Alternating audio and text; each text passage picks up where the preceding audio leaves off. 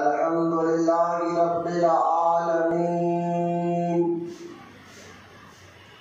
والصلاة والسلام على سيد المرسلين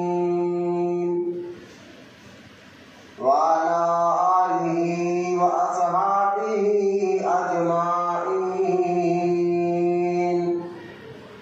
أما بعد، وقال الله تعالى في القرآن المجيد: فأعوذ بالله من الشيطان الرجيم. بسم الله الرحمن الرحيم. قل هو الله أحد الله الصمد لم يلد ولم يولد ولم يكن له كفوا أحد.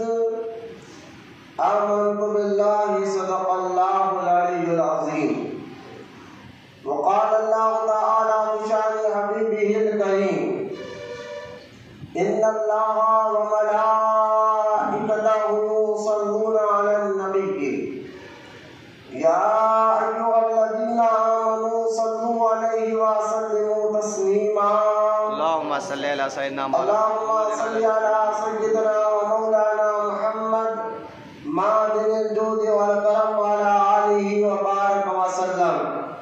صلاة وسلاما عليك يا رسول الله صلی اللہ تعالی علیہ وآلہ وصحبہ وسلم. اما بعد، ہر تعریف اور بڑائی صرف اللہ تعالی کے لیے ہے، جو سارے جہان کا مالک ہے، مختار ہے، اور جو سارے جہان کا پالنہار ہے.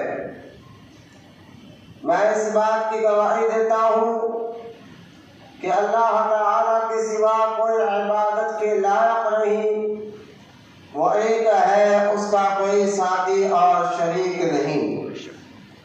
اور میں اس بات کی بھی گواہی دیتا ہوں کہ آپ کے اور ہمارے پیارے آقا اور مولا حضور پر نور، رحمت عالم، نور مجسم حضرت سیدنا محمد مصطفیٰ احمد مجتبیٰ صلی اللہ تعالی علیہ وسلم اللہ تعالی کے آخری رسول اور اس کے برگزیدہ بندے ہیں.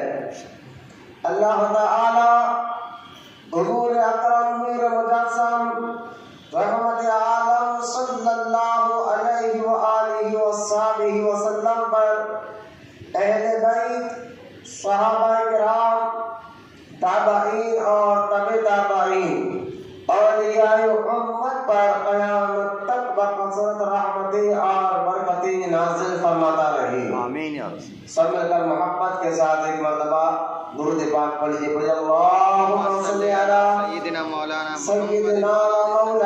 محمد معظم الجود والکرم وعلی آلہ وبارک وسلم.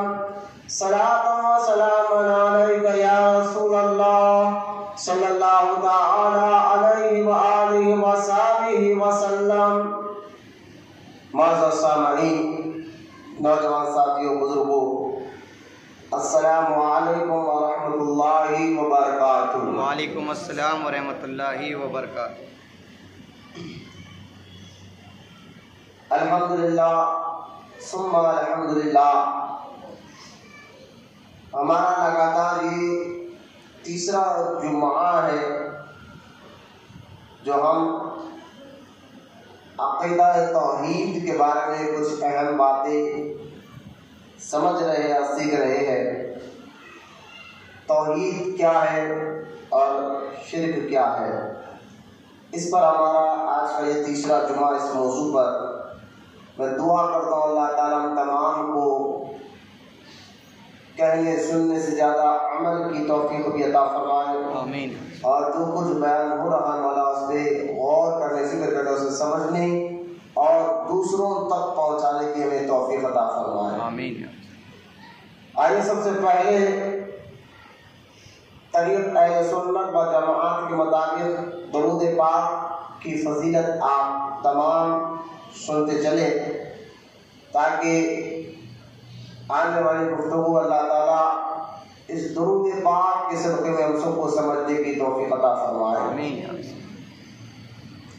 اور جو حدیث پاک اب میں سنانے جا رہا ہوں آپ کو درود کے متعلق، اور ایک واقعہ درود پاک کے متعلق مختصر سا وہ بھی ضرور آپ کو سناؤں گا۔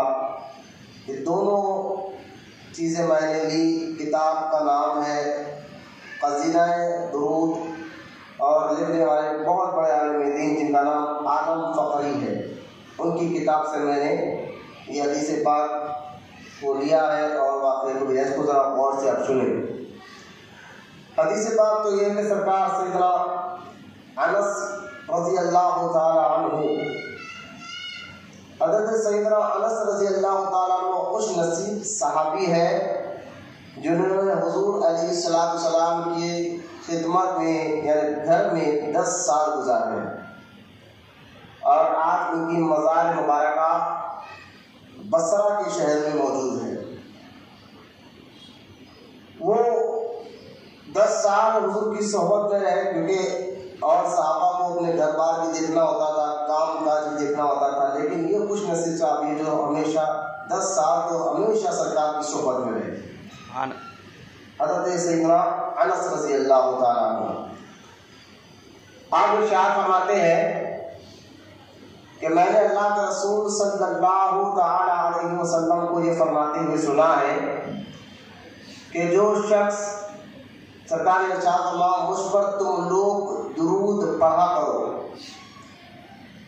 مجھ پر تم لوگ درود پڑھا کرو، یہ درود پڑھنے سے تمہارے گناہوں کا کفارہ ہوگا، یعنی اللہ تعالیٰ تمہارے خطاؤں کو، تمہاری غلطیوں کو معاف فرمائے گا۔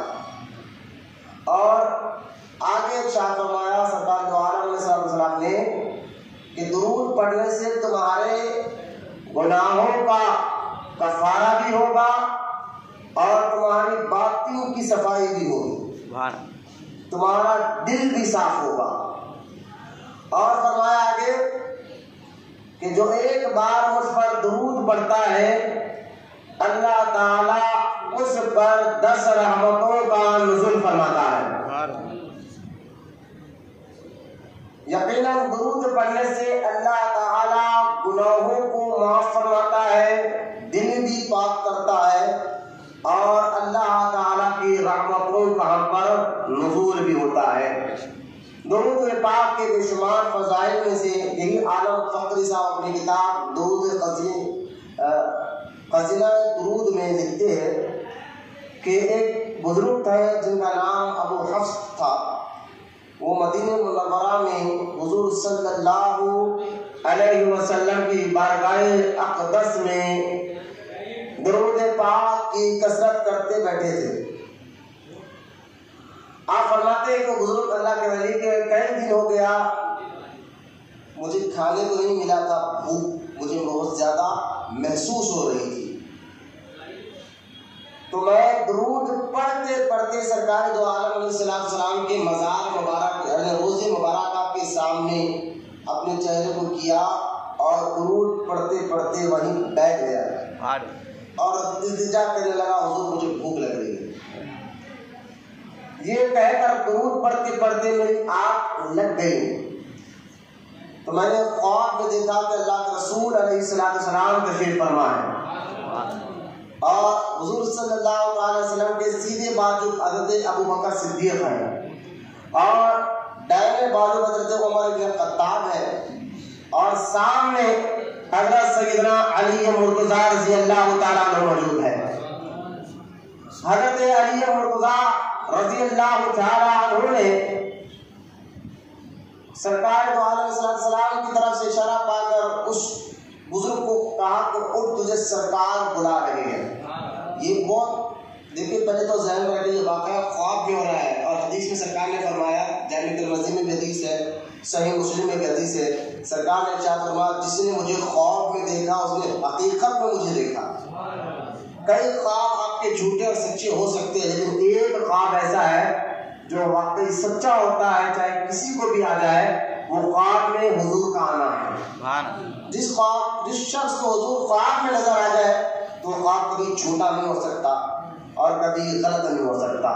حدیث کی روشنی میں یہ بات آپ کو کہہ رہا ہوں. تو حضور واقعہ سنا رہے تھے, حضرت علی نے کہا چل تجھے سرکار بلا رہے. میں اٹھا اور حضور کی دست پاک کو یعنی ہاتھ مبارکہ کو بوسہ لیا تو حضرت اللہ کے رسول علیہ السلام نے وہ بزرگ فرماتے ہیں مجھے ایک روٹی نکال کر دی, کہا کہ تجھے بھوک لگی ہے کھا لے. تو میں نے اس روٹی کو آدھا کھایا اور آدھی روٹی ہاتھ ہی میں تھی, میرے نیند پشار ہو گئی, میں اٹھ گیا بیدار ہوا تو خدا کی قسم وہ آدھی روٹی میرے ہاتھ میں موجود تھی. تو درود پڑھنے سے اللہ کے رسول علیہ السلام نے اس کی ذریعے سے مدد فرمائی اور درود کے وسیلے سے ان کی بھوک بھی ختم ہو گئی. اچھا, ایک اور بزرگ ہے جن کا نام شیخ حماد بن ثابت المغربی رضی اللہ تعالیٰ عنہ.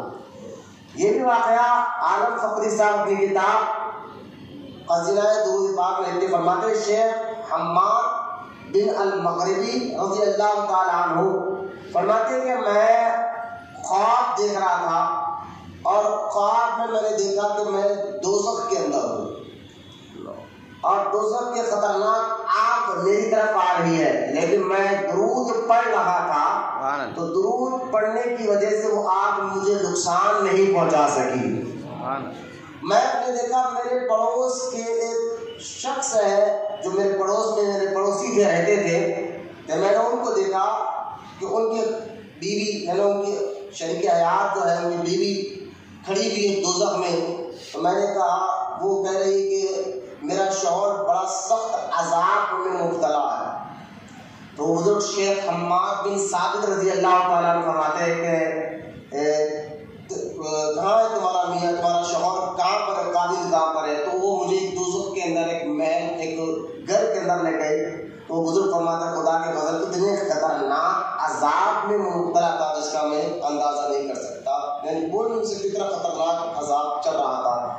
تو میں نے اس عورت سے کہا تیرا میاں بظاہر تو نیک تھا, دنیا میں اچھے اعمال کرتا تھا, سب محلے میں اس کی عزت کی نگاہ سے دیکھتی تھی کہ یہ تو نیک آدمی ہے, اچھے اعمال کرتا ہے, نمازی پرہیزگار ہے, پھر بھی اس کو دوزخ میں کیوں ڈالا گیا؟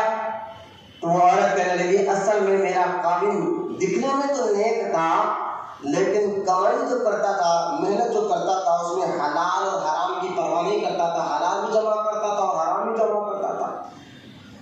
تو یہاں ایک بار آپ کو بتانا چاہتا ہوں, بعض لوگ صرف نماز پڑھتے پھر جھوٹ بھی بولتے ہیں, نماز پڑھتے پھر سود کا کاروبار بھی کرتے ہیں, نماز بھی پڑھتے شراب بھی پیتے ہیں. تو کہتے ہیں کہ نماز جو ہے نا سب چیزوں کا حل ہے, ایسا نہیں. نماز دین نہیں, دین میں نماز ہے, سارا اسلام نماز نہیں ہے, اسلام میں نماز ہے, ذہن میں رکھ لیا. اور قرآن میں اللہ فرماتا ہے اے ایمان والو پورے کے پورے اسلام میں داخل ہو, کچھ کو مانا کچھ کو چھوڑ دیا, یہ جو ہے نا سچے مومن کا طریقہ نہیں ہے. تو خیر پھر بزرگ فرماتے ہیں میں درود پڑھتا رہا تو مجھے فرشتے آسمانوں کی طرف بلند کی طرف لے گئے. پھر میں نے ایسے محلات دیکھے, پھر عرش الہی دیکھا, وہاں فرشتے اللہ کا ذکر کر رہے تھے.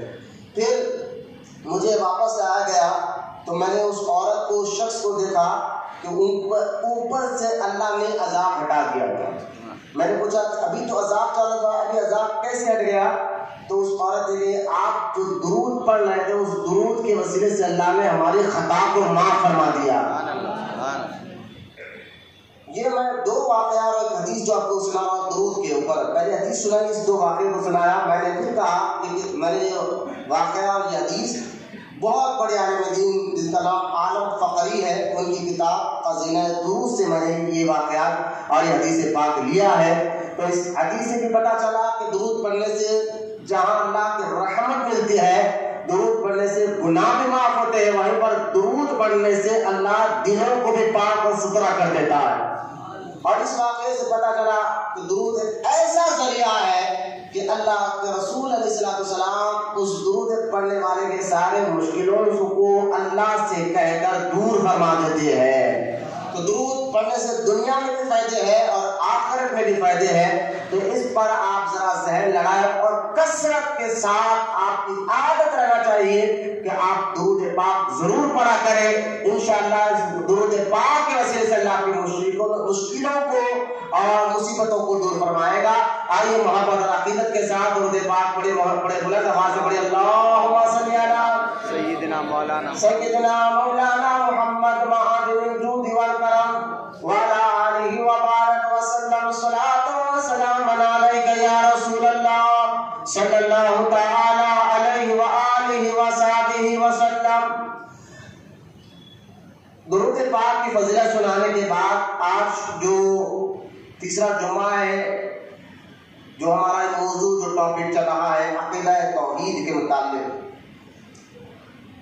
جو لگاتار تیسرا جمعہ ہے، آج اہم کوششوں پر میں آپ کے سامنے روشنی ڈالنے بیٹھا ہوں۔ آج میں ان کے یعنی بدعقیدہ لوگوں کے اعتراضات اس کا بھی آپ کے سامنے جواب دینے کی انشاءاللہ کوشش کروں گا، جو وہ لوگ حق پر تھوکتے ہیں، کہتے ہیں کہ سنی یہ کام کرتا ہے، ایسا کرتا ہے، یہ شرک ہے، یہ شرک ہے، یہ شرک ہے۔ تو لہٰذا آج میں آپ کے سامنے خبر اس طریقے سے بات بتاؤں پھر سے، کیونکہ ذہن تازہ ہونے کے متعلق آپ کے سامنے ایک بات کہہ دوں۔ میں نے لگاتار 3 جمعے سے یہ بات کہی آپ تمام کو کہ توحید کیا ہے اور شرک کیا ہے۔ توحید کے 3 اصول جو 1400 سال سے صحابہ نے تابعین کو بتایا، تابعین نے تبع تابعین کو بتایا، اور تبع تابعین نے اولیاء اکرام کو بتایا، اور اولیاء اکرام نے ہمیں جو بتایا ہے، جو مسلمانوں کا 1400 سال سے مسلمانوں کا جو عقیدہ چلتے رہا ہے، اس عقیدے پر میں نے بات بتاتے ہوئے کہا کہ توحید کے 3 اصول ہوتے ہیں، اور وہ 3 اصول کو میں پھر دہرانا نہیں چاہتا، لیکن ذہن تازہ ہونے کے لیے آپ کو پھر سے بتا دوں کہ 3 اصول جو بتائے گئے ہیں کہ ایک اللہ کو واجب الوجود ماننا، یہ پہلا اصول ہے، پہلی شرط ہے کہ اللہ خود سے ہے اور ہمیشہ رہے گا، جس کو واجب الوجود کہا جاتا ہے، اور یہ صرف اللہ ہی کے لیے عقیدہ رکھا جا سکتا ہے اور کسی کے لیے نہیں۔ خود سے اگر کوئی ہے تو اللہ ہے، اللہ کی ذات پاک ہے، وہ واجب الوجود ہے۔ اور اس کی ذات میں کون کون شرک کرتے ہیں، میں نے اس پر بھی گزشتہ جمعہ بڑی ڈیٹیل کے ساتھ آپ کے سامنے بیان کیا تھا کہ آتش پرست آگ کے بارے میں، اگر کسی کے بارے میں اگر آپ نے یہ عقیدہ کرے کہ یہ آسمان خود سے ہے، یہ چاند خود سے ہے، تو اس کو شرک فی الذات کہا جاتا ہے، اللہ کی ذات میں شریک کرنا، کیونکہ نہ چاند، نہ آسمان، نہ زمین، نہ ستارے، نہ سمندر، نہ ہوا، یہ ساری مخلوق خود سے نہیں ہے، خود سے اگر کوئی ہے تو وہ اللہ کی ذات مبارکہ ہے، جس کو ہم واجب الوجود کہتے ہیں۔ تو ایک پہلی شرط اللہ کو واجب الوجود ماننا، اور دوسری شرط یہ میں نے بتایا تھا کہ اللہ کو خالق ماننا، یعنی ساری کائنات کا مالک اللہ ہے، زمین و آسمان کو بنانے والا، چاند اور سورج کو بنانے والا، مشرق اور مغرب کو بنانے والا، ساری مخلوق کو بنانے والا اللہ ہے، اس کو کہتے ہیں خالق۔ یہ دوسری شرط ہے۔ اور تیسری شرط یہ ہے کہ اللہ کی جو صفات ہے وہ اللہ کے خود کے ذاتی صفت ہے، اور اس پر بھی میں نے بتایا تھا آپ کو کہ صفت کس کو کہتے ہیں، پھر سے میں کہہ دوں تاکہ بچوں کے ذہن میں پھر سے بات تازہ ہو جائے۔ صفت کہتے ہیں خوبی کو، صفت کہتے ہیں خوبی کو، آسان کر کے سمجھا رہا ہوں۔ تو لہٰذا اللہ تعالیٰ کی جتنی صفتیں ہیں، جیسا کہ اللہ کریم ہے، اس کی صفت ہے، کرم فرمانا اس کی صفت ہے، رحیم ہے، رحم فرمانا اس کی صفت ہے، تو جو اللہ کی جو صفتیں ہیں، جو خوبیاں ہیں، وہ بھی خود کی ہیں، کسی نے اللہ کو دیے نہیں معلوم، ذہن میں رکھیا، اللہ کی صفت بھی خود سے ہے، ذاتی ہے، یہ سمجھیے آپ۔ اللہ تعالیٰ اپنی صفت بندوں کو بھی دیتا ہے، یہ بات میں سمجھا رہا تھا۔ بندوں کے اندر بھی وہ صفت ہوتی ہے اور اللہ میں بھی وہ صفت ہے، تو فرق دونوں میں کیا ہے؟ تو میں آپ کو یہ بتا رہا تھا کہ فرق یہی چیز کا ہے کہ اللہ کے اندر جو صفت ہے وہ ذاتی ہے، اور بندوں کے اندر جو صفت ہے وہ اللہ نے عطا فرمائی ہے۔ جیسا کہ میں نے مثال ایک دوسرا جمعہ دی کہ اللہ رؤوف الرحیم ہے، اللہ فرماتا ہے میں رؤوف رحیم ہوں. اللہ اس کی صفت کو بیان فرما رہا ہے. رؤوف بھی کہا, رحیم بھی کہا, اور یہی صفت اللہ حضور کے لیے بھی فرما رہا ہے قرآن میں. اور سورہ توبہ میں جہاں سورہ توبہ کی آیت ختم ہوتی ہے وہاں پر آپ دیکھ لیں سورہ توبہ کی آخری آیت جس میں اللہ فرماتا ہے یہ مصطفیٰ بھی رؤوف بھی ہے اور رحیم بھی ہے. تو آپ غور کریں, اللہ بھی رؤوف ہے, رحیم ہے, حضور بھی رؤوف اور رحیم ہے, تو دونوں میں فرق کیا ہے؟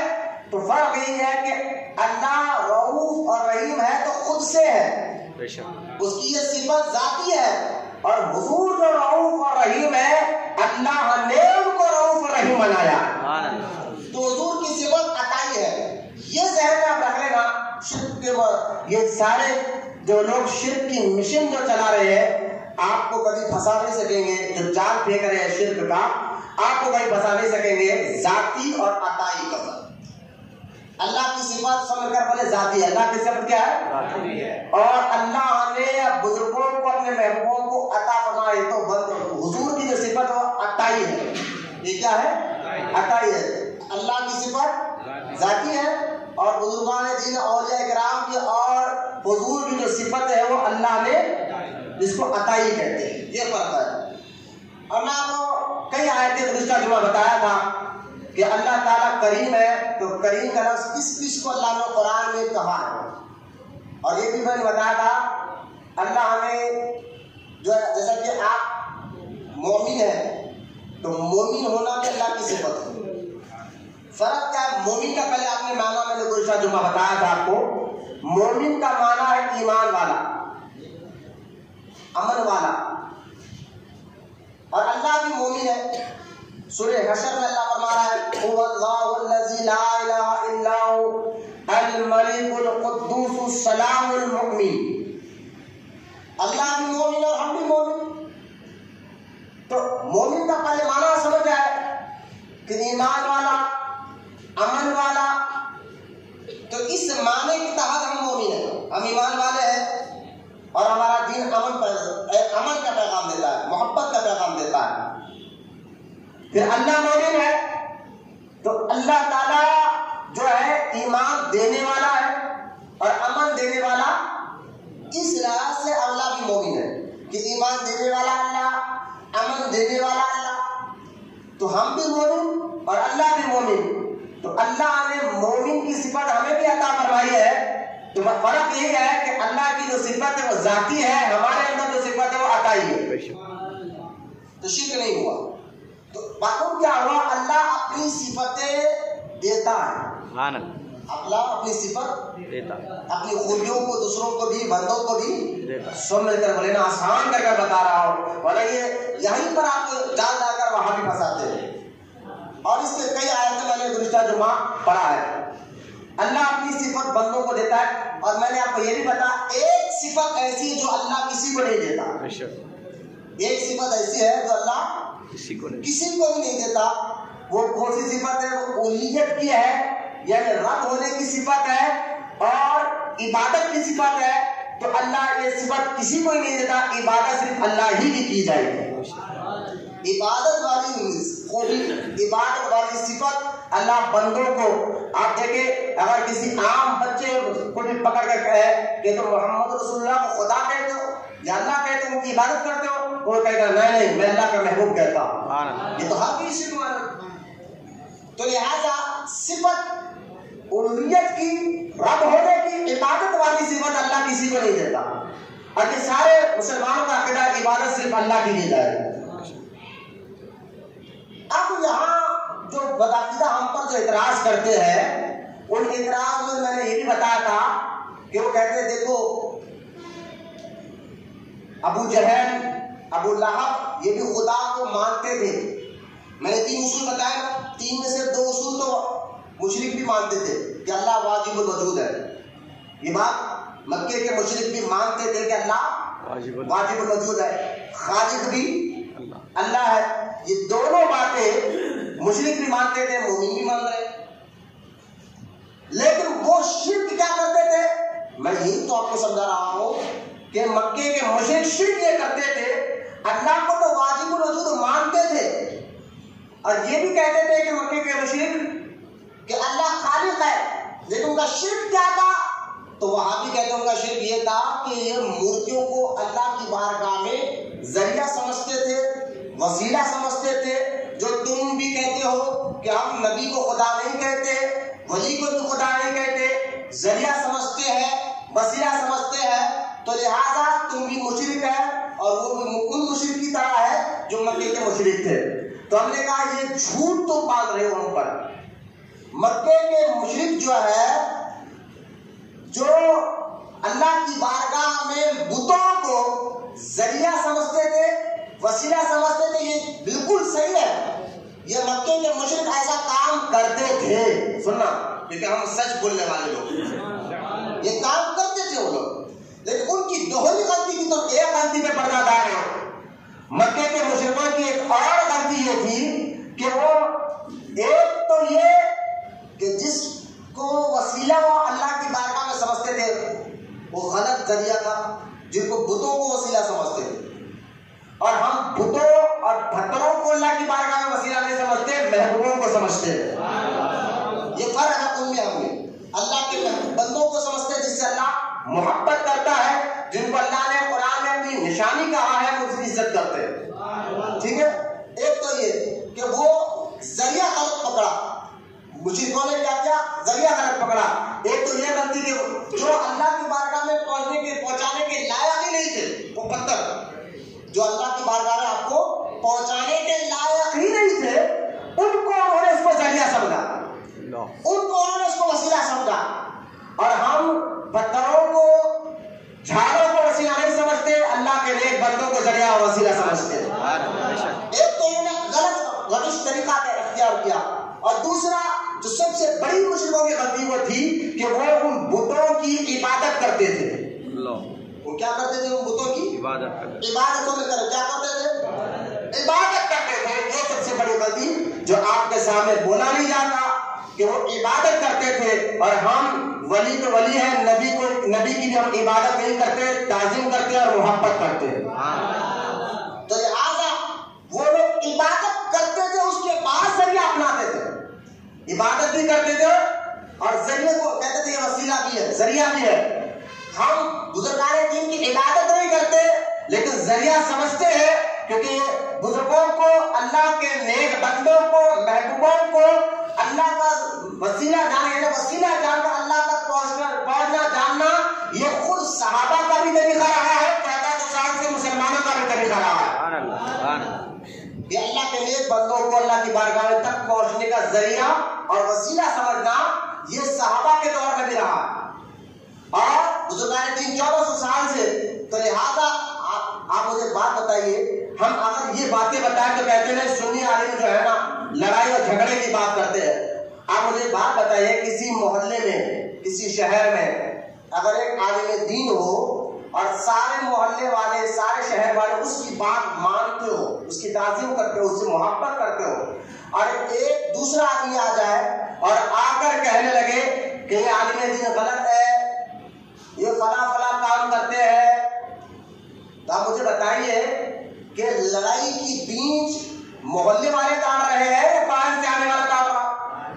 لیکن باہر سے آنے والا ڈال رہا ہے، کیونکہ سارے محلے والے اس کی ظاہر کو بھی دیکھے، اس کے اچھائی کو بھی دیکھے، اس کے اکیلے پن کو بھی دیکھے، اس کے اخلاق کو دیکھے، اس کی بات چیت کو دیکھا، اس کے کاروبار کو دیکھا، تو سب اس کے اچھائی کو مانتے تھے. اب دوسرا باہر والا آ کر کہا کہ نہیں یہ ان میں یہ ہے، یہ ہے، یہ ہے، تو لڑائی کی بیچ باہر والا ڈال رہا ہے. تو یہ مثال میں نے آپ کو دی ہے. 1400 سال سے مسلمانوں کا جو عقیدہ تھا، جو مسلمان جو عقیدے پر چلتے ہوئے آ رہے تھے، وہ مسلمانوں کے عقیدے کو اپناتے ہوئے آ رہے تھے، آج وہاں نے کہا نہیں یہ تم شرک کر رہے ہو، یہ غلط کر رہے ہو، اور ہم نے کہا کہ یہ تم نے یہ کیا بول رہے ہو، شرک کیسے ہو سکتا ہے؟ تو ہمیں کہتے ہیں یہ لڑانے کی بات کر رہا ہے. بیچ تم ڈالو، تم اختلافات پیدا کرو گروپوں میں، تم لا کر غلط باتیں لوگوں کے ذہن میں ڈالنے کی کوشش کرو، اور کوئی تمہیں پکڑ کے کہے کہ آپ شرک کا صحیح مطلب پتا ہے تو کہنے ہم لڑائی کی بات نہیں کرتے. یہ کیا بات ہوگی؟ لڑائی کی بات تم ڈال رہے ہو. جو چیز اسلام میں میں آپ کو بتاتا ہوں، خدا کی عزت و جلال کے قسم، کوئی بھی وہابی بدعقیدہ اگر اپنے بیان میں کوئی مسئلے پر جو کہنا شرک ہو گیا، شرک ہو گیا، شرک ہو گیا. آپ دیکھیں ہمارے حیدرآباد کا آپ اس کو میں نام لے کر زیادہ مشہور نہیں کرنا چاہتا ہوں، آپ بھی اس کا زیادہ نام لے کر اس کو مشہور نہ کریں. وہ جو ایک آٹو چلانے والا تھا، لیکن حیدرآباد میں زیادہ اس کی بک چل رہی ہے. جب بھی کوئی جلسہ کراتا ہے تو اس کے جلسوں میں بیان میں جو نامپلی پبلک گارڈن کے پیچھے جو گراؤنڈ جو پیلس ہے اس کے اندر جو پتا نہیں اس کے پاس کہاں سے لاکھوں روپے آتے ہیں، وہ کرائے پر لے کر لوگوں کو بلا کر کہتا ہم دین سکھاتے ہیں، ہم توحید سکھاتے ہیں. اور یقین جانے اگر اس کے بیان تو آپ کوئی دیکھا نا، کیونکہ شہد میں زہر دینے والے بیان اس کے ہوتے ہیں، شہد میں زہر دینے والے بیان ہوتے ہیں. تو لہٰذا عام آدمی اگر ان کی باتیں سنے گا تو شک میں پڑ جائے گا. اور قرآن اللہ فرماتا ہے من الجنۃ والناس، اللہ کی پناہ مانگو جو تمہارے ذہنوں میں وسوسے ڈالتے ہیں، شیطان بھی اور انسان بھی. ایسے لوگوں سے اللہ کی ہم پناہ مانگتے ہیں. تو وسوسے سے ہمارا ایمان خراب ہو سکتا ہے، لیکن کیا ہے ہم علماء کو دیکھنا پڑتا ہے کہ کیا کہہ رہے ہیں تاکہ آپ کو سمجھائے تو سمجھ. آپ دیکھیں بلا کر بیٹھ کر سب کو کہتے ہیں کہ آؤ ہم بتاتے ہیں دین کا ہے، توحید کا ہے، اور اس کی سارے بیان میں یوں سمجھے کہ شرک. عورت کو حیضہ ہوتا ہے نا، جو بچے جو بڑے الحمدللہ شادی شدہ ہے سمجھتے ہیں نا، جن کو جس حالت میں عورت نماز معاف ہوتی ہے عورت کو حیضہ کہتے ہیں نا اس کو، یا بچہ پیدا ہونے کے بعد لگاتا تو ایسا دکھتا وہاں پہ ان کو شرک کا حیضہ ہو گیا. کوئی بھی کام شرک، غریب نواز کہنا شرک، بندہ نواز کہنا شرک، پیروں کے پیر کہنا شرک. میں اس کی ایک تقریر سن رہا تھا، اس میں کہا نہیں بحر العلوم کہنا بھی شرک، شیخ الحدیث کہنا بھی شرک. تم لوگ غوث اعظم کو دستگیر کہتے ہو، ہاں بھائی دستگیر کہتے ہیں، شرک. دستگیر تو اللہ ہے. اب یہ ساری باتیں دیکھیں. بحر العلوم، بحر العلوم کا مطلب ہے علم کا سمندر رکھنے والا. بولے محمد سبحان اللہ. اور بحر العلوم یہاں زیادہ دور نہیں، آپ سامنے روڈ پر اوپر جائیے، بحر العلوم آرام فرما رہے ہیں. حضرت سید عبد القدیر صدیق پیا رضی اللہ تعالیٰ عنہ، جن کا مزار ابھی روڈ پار ہو کر آپ پہلے فٹر اندر چلے جائے. یقیناً بحر العلوم ہے جو کام اللہ نے آپ کو اتنا علم عطا فرمایا تھا. آپ تفسیر قدیری میرے پاس الحمدللہ موجود ہے، قرآن کی تفسیر نے آپ نے کیا ہے، اور بے شمار کتابیں. اچھا سنیے، صحابہ کے اختلافات اور امیر معاویہ کے مطابق کیا رائے ہے، اس پر بھی انہوں نے کتابیں لکھی ہے. ان کتابیں پڑھ کر یوں سمجھ لیں کہ یقیناً اللہ نے ایسا علم کو عطا فرمایا تھا حضور کے صدقے میں، تو آپ کو بحر العلوم کہنا بالکل درست اور جائز ہے. جس کے پاس علم زیادہ ہو تو یا نبی کا مقابلہ اور اللہ کا مقابلہ کہاں گیا ہے؟ یہ کتنی غلط بات ہے. اچھا دیکھیے قرآن میں اللہ فرماتا ہے میں علیم ہوں، علم رکھنے والا اللہ ہے، علیم ہوں. اور یہی صفت اللہ اپنے محبوب کی امت کے علماء کو بھی کہا کہ یہ بھی علیم ہے. اللہ بھی علیم، یہ بھی علیم. تو اللہ کے مقابلے میں اللہ نے ان کو عطا فرمایا ہے. تو شیخ الاسلام، شیخ الحدیث کس کو کہتے ہیں؟ جو مدرسے میں بیٹھ کر اپنے شاگردوں کو حدیث بتائے، حدیث کے بارے میں سمجھائے کہ حدیث کی قسمیں کتنی ہوتی ہے، صحیح حدیث کون سی ہے، حسن حدیث کون سی ہے، ضعیف حدیث کون سی ہے، قولی حدیث کون سی ہے، فعلی حدیث کون سی ہے، عملی حدیث کون سی ہے، سکوتی حدیث کون سی ہے، حدیث کی کتنی قسمیں ہوتی ہے. یہ ساری باتیں ایک مدرسے میں بیٹھ کر جو استاد شاگردوں کو سمجھاتا ہے، اس کو شیخ الحدیث کہتے ہیں. اب شیخ الحدیث شرک کب سے ہو گیا ہے؟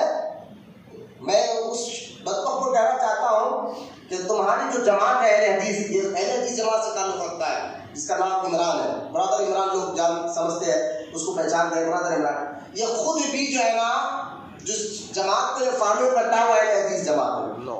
اہل حدیث جماعت میں خود نذیر احمد دہلوی، ان کے جماعت کے بہت بڑے مولوی گزرے، نذیر احمد دہلوی. آپ پوچھئے کہ اس کے بارے میں ان کی مولوی کا ہمارے نذیر احمد دہلوی تو شیخ الحدیث تھے. میں نے کہا تم تو فتویٰ لگا رہے تھے، حیضہ ہوا تھا تم کو شرک کا کہ یہ شرک ہے، یہ شرک ہے، یہ شرک ہے. تم خود اپنے مولوی کو بھی شرک جو ہے نا کہہ رہے تھے وہ بھی شرک ہے.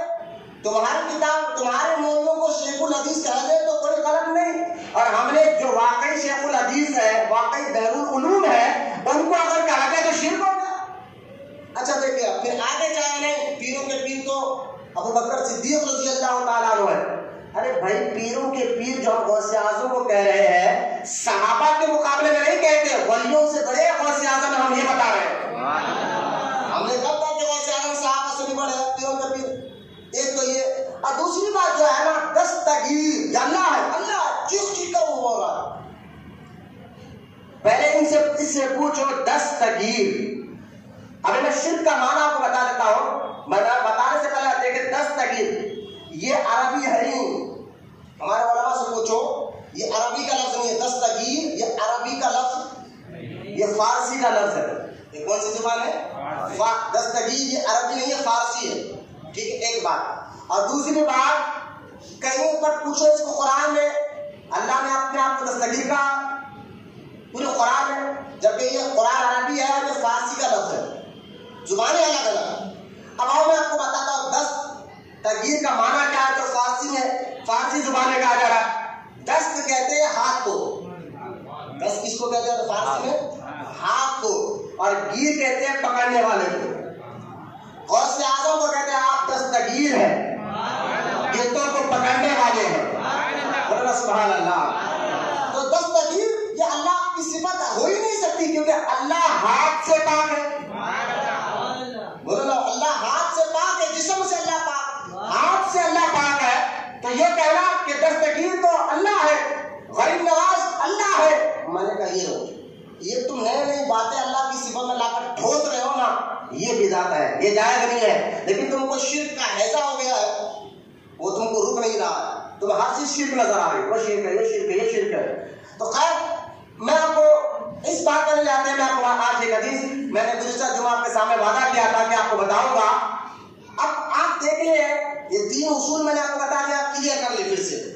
واجب الوجود سمجھ کر رہے، واجب الوجود، واجب الوجود کا تو بچے نہیں پیچھے آئے، میں پھر سے کر، واجب الوجود اللہ یعنی اللہ ہے اور خود سے ہے، اللہ کو کسی نے پیدا نہیں کیا، اللہ لم یلد ولم یولد ہے، اللہ کو ساری کائنات کو بنانے والا اللہ، تو واجب الوجود اللہ ہے، یہ شرط ہے پہلی توحید کی، اور یہ سارے بچوں کو سیکھنا فرض ہے۔ اگر اس میں آپ فیل ہیں تو پھر آپ کو ساری باتیں آپ کی بیکار ہوگی، یہ فرض بات میں آپ کو بتا رہا ہوں۔ واجب الوجود اللہ ہے، خالق بھی اللہ ہے، ساری کائنات کو بنانے والا اللہ ہے، دوسری شرط ہے۔ تیسری شرط یہ ہے کہ عبادت کے لائق صرف اللہ، ٹھیک ہے، اور اللہ اپنی صفتیں اگر کسی بندوں کو دیتا ہے تو اس کی صفت عطائی ہوتی ہے اور اللہ کی صفت ذاتی ہوتی ہے۔ اب یہ تین شرطیں ظاہر رکھ لیں، یہ تین چیزیں اگر کسی کے اندر اگر آپ مانیں گے تو تب ہوگا شرک۔ ماشاء اللہ اگر آپ نے نبی کو واجب الوجود مان لیا، نبی کو آپ نے خالق مانا، نبی کو آپ نے عبادت کے لائق مانا، تب ہوگا نا شرک۔ اور یہ تین چیزیں اگر ماننا کسی کے اندر ہے تو وہ صرف اللہ کے اندر، اور صرف کس کے اندر؟ صرف اللہ کے لیے ماننا۔ کس کے لیے ماننا ہے؟ ارے بولو نا یار، لفظ اللہ کا ہونا میں نے بتایا تھا، اللہ چاہتا نا تب کوئی میرا نام لے، تبھی تو وہ اپنا نام لیتا ہے بندہ۔ یہ لفظ اللہ آپ جو زبان سے نکل رہا ہے، اللہ چاہ رہا ہے کہ اس کا نام آپ لے، تبھی تو آپ کی زبان سے نکلتا ہے اللہ۔ ذہن میں رکھے ابھی مزاج کو۔ تو اب بتائیں یہ تین چیز کسی کے اندر اگر اللہ کو چھوڑ کر کسی غیر کے لیے مانا تو ہوگا شرک۔ آپ غریب نواز کو ایسا بولتے ہو، بندہ نواز کو کہتے ہو، یا غوث اعظم کو ایسا کہہ رہے ہو، آپ کہیں گے مولانا نبی کے لیے نہیں کہتے تو ولی کے لیے کیا کہیں گے؟ جب ہم یہ عقیدہ کہتے ہیں آپ جو رسول اللہ کے رسول اس کے بندے اور اس کے رسول ہے، ہم بندہ مانتے ہیں، تو اب یہ شرک ہو ہی نہیں سکتا۔ اب کوئی اگر آپ کو کہا نا یا غوث کہہ دیا شرک ہو گیا، تو وہ کہتا ہے بھائی دیکھو شرک جو ہے اگر وسیلہ ماننا شرک ہے، اللہ کی بارگاہ میں ذریعہ ماننا شرک ہے، اور اس پر وہ قرآن کی ایک آیت پڑھتے ہیں، میں ان کا اعتراض پڑھ رہا ہوں، ذرا آپ غور کریں اور اس کا جواب انشاءاللہ میں آپ کو بتاؤں گا۔ وہ سورہ زمر کی ایک آیت پڑھتے ہیں کہ بدعقیدہ وہابی لوگ جو ہے نا کیا کہتے ہیں، تم کیا کہہ رہے ہو، وہ کہتے ہیں کہ مشرکین بتوں کو ذریعہ اور وسیلہ مانتے تھے، اس لیے وہ مشرک ہوئے۔ تم بھی نبی کو یا ولی کو خدا نہیں کہتے ہو، وسیلہ مانتے ہو، اس لیے تم بھی مشرک ہو گئے۔ ہم نے کہا یہ غلط بات مت بولو، مشرکین بتوں کو وسیلہ بھی کہتے تھے اور ان کی عبادت بھی کرتے تھے، ان کی ایک دوہری غلطی تھی، وسیلہ بھی کہتے تھے اور جو ہے عبادت بھی کرتے تھے۔ ہم نبی اور ولی کو وسیلہ مانتے ہیں، عبادت اللہ ہی کی کرتے ہیں۔ اور وسیلہ ماننا یہ وسیلہ ہم نے نہیں بنایا ہے، وسیلہ بنایا خود اللہ نے ہے، اور اس کو میں نے بڑی ڈیٹیل کے ساتھ جمعہ میں بیان کیا ہے۔ وسیلہ ہم نے ایجاد نہیں کیا، اللہ نے بنایا کہ کس کو وسیلہ بنانا ہے۔ یہ اور وسیلہ تو جائز کام تھا، اور انہوں نے مشرکوں نے وسیلے کے ساتھ ساتھ ان کی عبادت بھی کی، اس لیے وہ مشرک ہو گئے۔ آپ دیکھیں، اگر مثال دے رہا ہوں، ایک کار روڈ سے اگر 60 کلومیٹر کی اسپیڈ سے جانا ہے کار والے کو، اور وہ جا رہا ہے 120 کی اسپیڈ سے، تو مجھے بتائیے کار کی غلطی ہے چلانے والے کی غلطی ہے؟ اگر کوئی ٹریفک والا آگے گئے کار بند کر دو، لہٰذا کار ہی نہ چلے روڈ پہ، تو آپ کہیں گے کہ شاید آپ کے دماغ کا کوئی اسکرو ڈھیلا ہو گیا ہے، کار تھوڑی غلط ہے، چلانے والے کو کہو کہ چلانے والے نے غلطی کی ہے۔ تو اسی طرح وسیلہ تو جائز ہے، محبت زبان اللہ، وسیلہ تو جائز ہے، اس کو استعمال انہوں نے غلط کیا ہے۔ اگر کوئی اس کو غلط کر رہا ہے تو اچھی چیز غلط کیسے ہو سکتی ہے؟ تو غلط ہے اس کو غلط بولا جائے، جو غلط ہے اس کو غلط بولا جائے، لیکن وسیلہ تو پہلے سے جائز تھا۔ بولے محبت زبان اللہ۔ مجھے بتائیے سب سے پہلے زمین پر آدم علیہ السلام آئے، سب مانتے ہیں نا، سارے لوگ مانتے ہیں کہ سب سے پہلے زمین پر آدم علیہ السلام آئے، یعنی انسانوں میں سب سے پہلے زمین پر آدم علیہ السلام ہے، اور 300 سال تک اپنی غلطی پر روتے رہے، بھول پر روتے رہے، کیونکہ نبی سے گناہ نہیں ہو سکتا، نبی سے خطا نہیں ہو سکتا۔ یہ جو نبی آدم علیہ السلام نبی ہے، اور سارے مسلمانوں کا عقیدہ کہ نبی گناہ نہیں کر سکتا، بولے وہاں پر سبحان اللہ۔ یہ نبی کو اگر نبی ماننا ہے تو اس کی ایک شرط ہے کہ نبی گناہ نہیں کر سکتا۔ تو آپ کہیں گے آدم علیہ السلام زمین پر آئے، ان سے گناہ ہوا تھا؟ گناہ نہیں ہوا تھا، بھول ہوئی تھی، چوک ہوئی تھی، کرنا کچھ چاہتے تو ہوا کچھ، ٹھیک ہے۔ 300 سال تک روتے رہے، لیکن آخرکار ان کی دعا ہوئی تو وسیلے کے ذریعے سے ہوئی، دعا قبول ہوئی تو وسیلہ۔ سب سے پہلے بتایا وسیلے کی تو دعا کیے دے کہ اللہ جو میں نے آج پر تیرے نام کے ساتھ محمد رسول اللہ لکھا دیکھا، اے میرے مولا اس محمد رسول اللہ کے صدقے میں میری بھول کو معاف کروا دے۔ اللہ تعالیٰ نے تبھی وحی کی، اے آدم تو نے میرے محبوب کا نام کیسے جان لیا؟ تو آدم علیہ السلام کہتے یا اللہ جب میں نے عرش پر دیکھا تو تیرے نام کے ساتھ اس رسول کا نام کو لکھا دیکھا، جنت کی محلوں میں تیرے نام کے ساتھ ان کے نام کو لکھا دیکھا، جنت کے جھاڑوں پر تیرے نام کے ساتھ ان کے نام کو لکھا دیکھا، تو میں سمجھ گیا کہ کوئی میرے سے زیادہ بھی معزز محبوب ہے جس کے خاطر جس سے بڑی محبت کرتا ہے۔ اللہ کیا فرماتا ہے کہ آدم سچ کہتے ہو یہ میرا مصطفیٰ ہے، اگر ان کو بنانا مقصد نہیں ہوتا تو میں ساری کائنات کو نہیں بناتا۔ اس لیے اعلیٰ حضرت امام احمد رضا خان علیہ رحمت رضوان فرماتے ہیں کہ یا رسول اللہ زمین و زمان تمہارے لیے، مکین و مکان تمہارے لیے، چنین و چنا تمہارے لیے، اور بنے دو جہاں تمہارے لیے۔ یہ شاعری جو ہے نا اعلیٰ حضرت کی، وہ قرآن یا حدیث کی ترجمانی کرتی ہے۔ یہ تو حدیث میں نے آپ کو سنائی کہ اللہ نے فرمایا ہاں آدم سچ کہتے ہو، اگر ان کو بنانے کا مقصد نہیں ہوتا تو کائنات نہ بناتا۔ یہ حدیث کو امام جلال الدین سیوطی نے خصائص الکبریٰ میں لکھا۔ اس حدیث کو آپ تقریباً محدثین نے جیسا کہ علامہ قاضی عیاض رحمۃ اللہ تعالیٰ علیہ نے اپنی کتاب الشفا میں لکھا، بے شمار محدثوں نے کہا یہ حدیث صحیح ہے، بولے سبحان اللہ۔ تو خیر تو وسیلہ سب سے پہلے آدم علیہ السلام نے خود اللہ کی بارگاہ میں لے کر پیش کیا۔ اگر وسیلہ لینا شرک ہوتا تو مجھے بتائیے کہ نبی شرک کرتے؟ نبی کو سب سے زیادہ توحید کے بارے میں نبی کو معلوم ہوتا ہے، سب سے زیادہ توحید نبی جانتا ہے، اس کے بعد وہ نبی ولیوں کو بتاتا ہے، اپنے غلاموں کو بتاتا ہے، سب سے زیادہ جاننے والا توحید کا نبی ہوتا ہے، وہ خود وسیلہ دے رہا ہے، تو وسیلہ تو پہلے سے جائز تھا۔ آپ دیکھیں سورہ بقرہ کی تفسیر پڑھ کر دیکھیں، سورہ بقرہ میں واقعہ ہے کہ بنی اسرائیل ایک اٹیجی تابوت سکینہ کا ذکر، تابوت سکینہ کا ذکر قرآن پاک سورہ بقرہ میں موجود ہے۔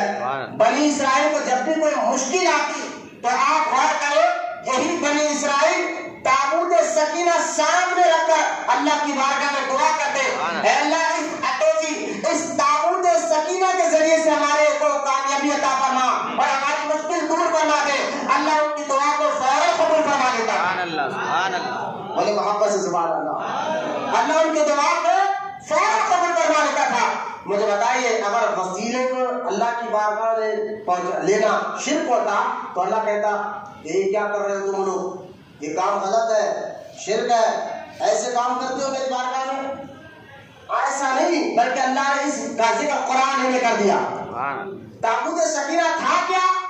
تو آپ سارے تفسیر اٹھا کر دیکھیے، ایک پیٹی تھی اور اس پیٹی کے اندر موسیٰ علیہ السلام کے سر کا امامہ تھا، ان کے ہاتھ کا عصا مبارک تھا، پیر میں پہننے والے نالین چپل تھی، جسم میں پہننے والا جھبا تھا، ہارون علیہ السلام کا بھی نالین تھا، جھبا تھا، کرتا تھا۔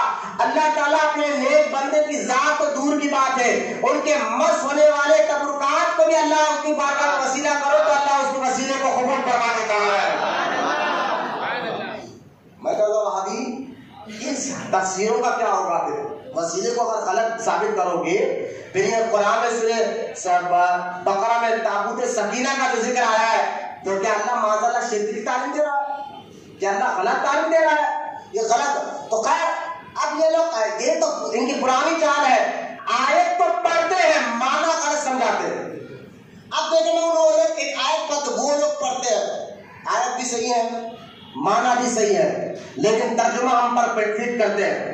آیت اتری کافروں کے حق میں، معنی ہے مشرکوں کے حق میں، اور بول رہے ہیں مومنوں کو۔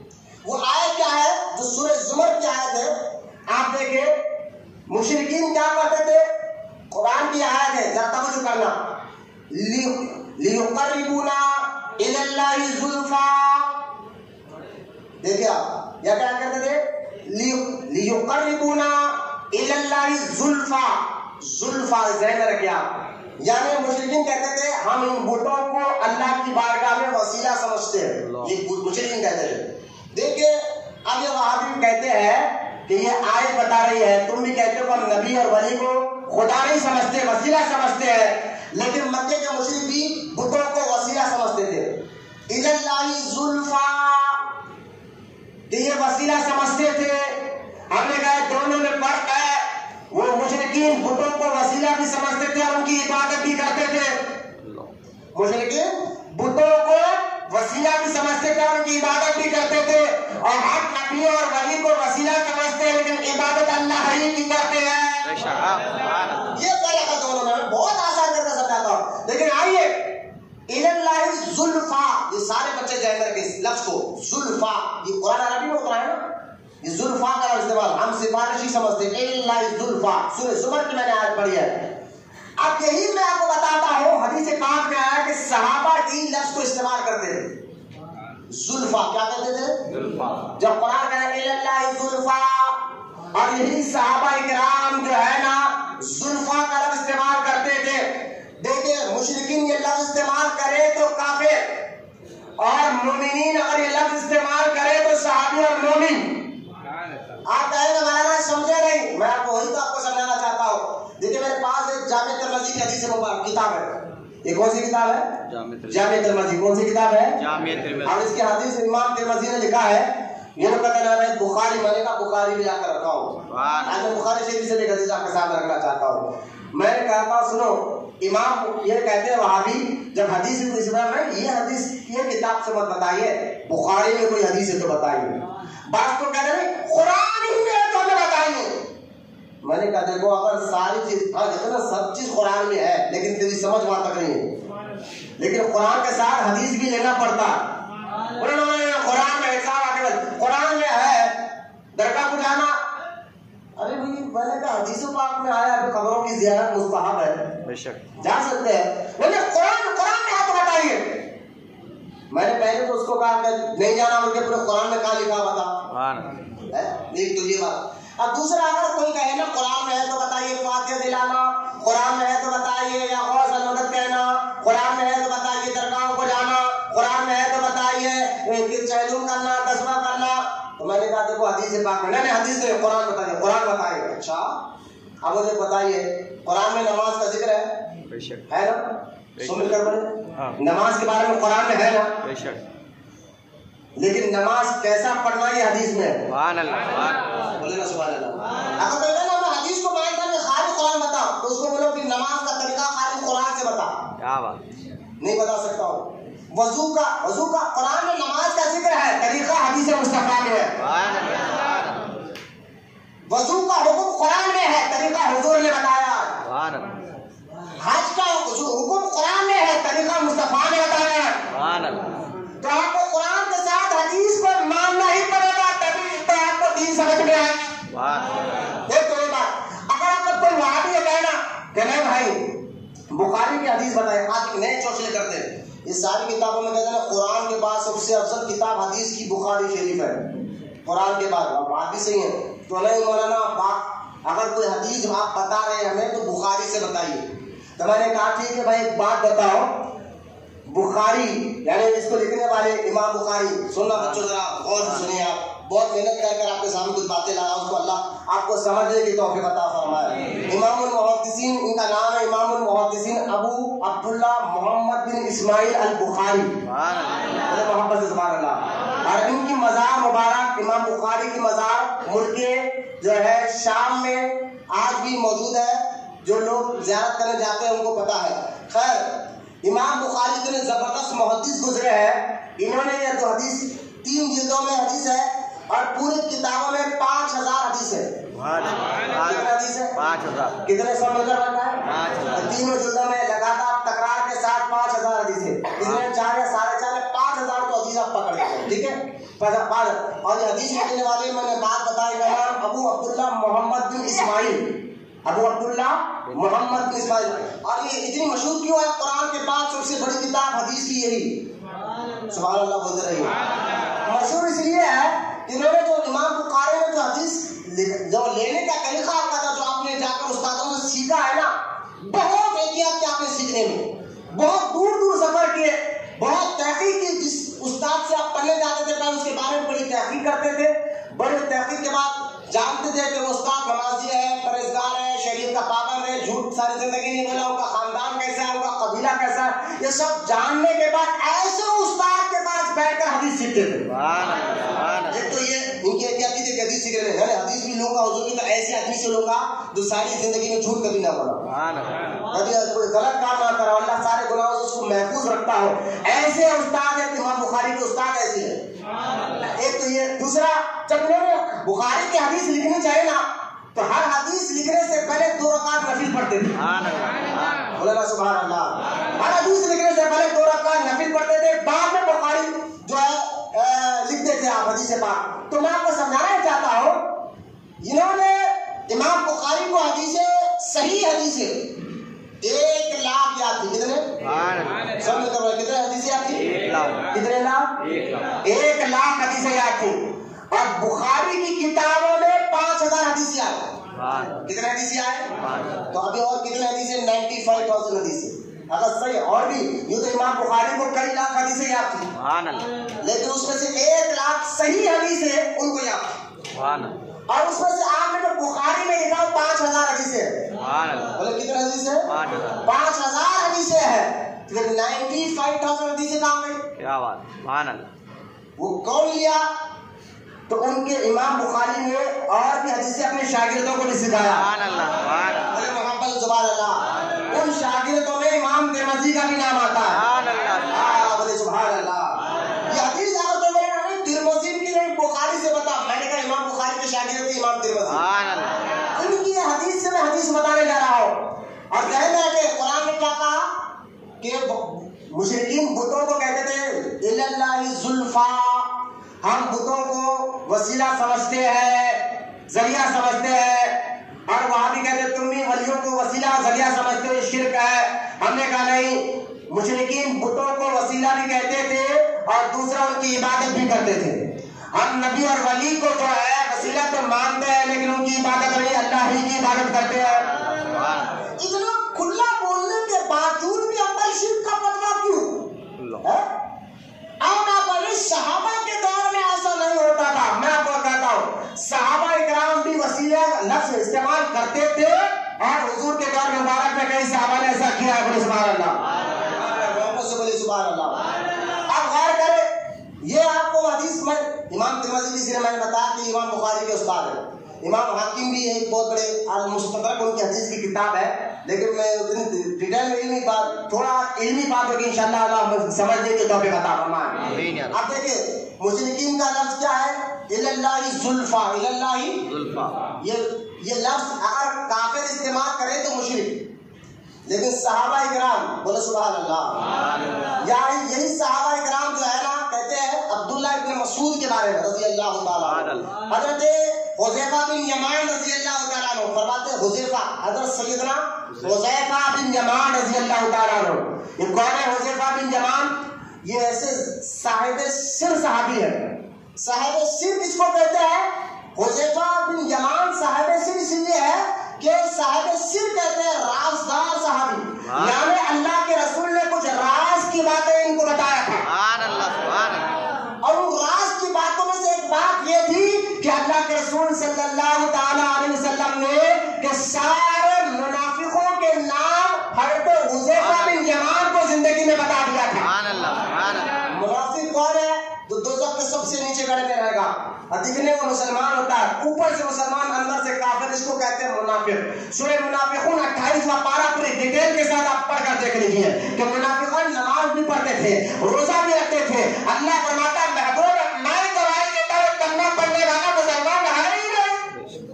آپ کہتے ہیں نا کلمہ پڑھ لیا، وہ بھی کلمہ پڑھتے، آپ بھی کلمہ پڑھتے، دونوں میں مسلمان۔ میں نے کہا دیکھو منافقین تو حضور کے دور میں کلمہ پڑھتے تھے، ابو بکر بھی کلمہ پڑھ رہے ہیں، لیکن اللہ فرماتا ہے محبوب ابو بکر کا کلمہ قبول ہے اور ابو لہب کا اور عبداللہ بن ابی امیہ کا مجھے کلمہ قبول نہیں، کلمہ قبول، لیکن منافقوں کے کلمے کو اللہ نے قبول نہیں کیا، صحابہ کے کلمے کو اللہ نے قبول فرمایا۔ یہی ذہن آپ کو بچوں بتانا چاہتا ہوں، اگر کہتے ہیں وہ بھی کلمہ پڑھا ہے، ہم بھی کلمہ پڑھ رہے ہیں، سب کلمہ پڑھنے والے برابر ہوتے ہیں، میں نے کہا کہ سورہ منافقون کی پہلی آیات دیکھو، اللہ فرماتا ہے میں گواہی دیتا ہوں کہ کلمہ پڑھنے والا مسلمان آیا ہی نہیں، کیوں؟ کیونکہ اس کے دل میں ایمان آیا ہی نہیں ہے، وہ تو گالیاں دیتا ہے تو وہ گستاخی کرتا ہے۔ تو وہاں کی بھی عجیب کرتے ہیں، کلمہ تو پڑھتے ہیں، نماز تو پڑھتے ہیں، لیکن حضور کی شان میں گستاخیاں کرتے ہیں۔ وہ آپ کو سمجھ میں نہیں آتا، انہوں نے کتابوں میں لکھی ہے اور لوگوں کو بتایا ہے کہ ماشاء اللہ کہ نبی کے پاس علم کم ہے اور شیطان کے پاس زیادہ ہے۔ آپ مجھے بتائیے جو شیطان کے علم کو مانے لیکن نبی کے علم کو نہ مانے وہ مومن کیسے ہو سکتا ہے؟ یہ بات ابھی کتابوں میں لکھے، آج بھی چھپ رہی ہے آپ کی کتاب، ابھی بھی مارکیٹ میں لکھتے ہیں، تحذیر الناس میرے پاس گھر میں یا روم میں رکھی ہوئی ہے، میں بتا سکتا ہوں کتاب انہوں نے لکھا ہے کتاب میں کہ شیطان کے پاس علم زیادہ اور نبی کے پاس کم ہے۔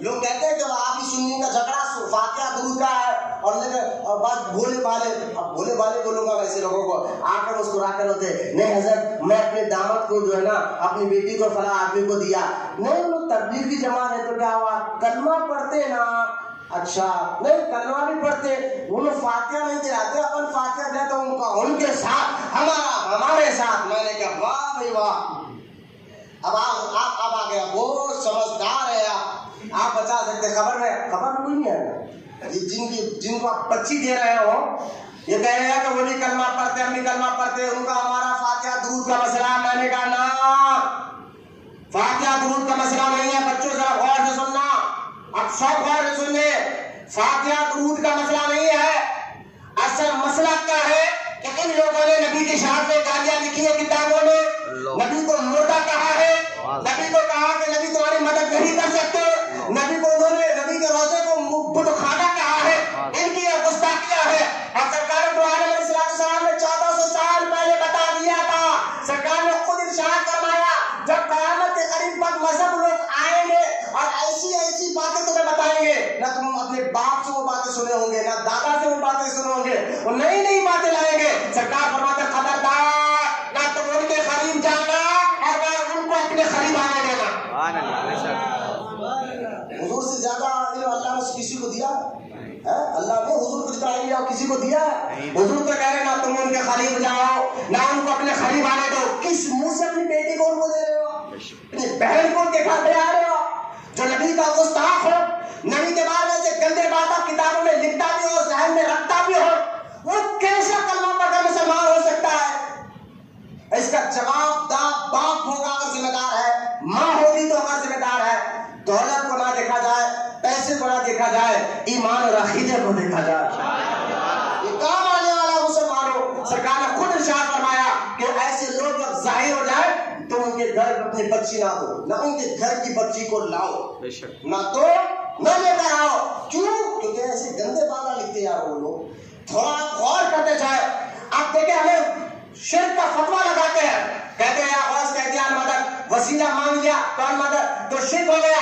میں نے کہا دیکھو کیا یہ آیت پڑھتے سورہ زمر کی الاللہ زلفا، مشرک بھی کہتے تھے ہم ان کو وسیلہ مانگتے ہیں۔ اب آئے حذیفہ بن یمان صاحب سر صحابی ہے، میں نے کہا نا اللہ کے رسول نے سارے منافقوں کے نام ان کو بتا دیے تھے، بولے محبت سے سبحان اللہ۔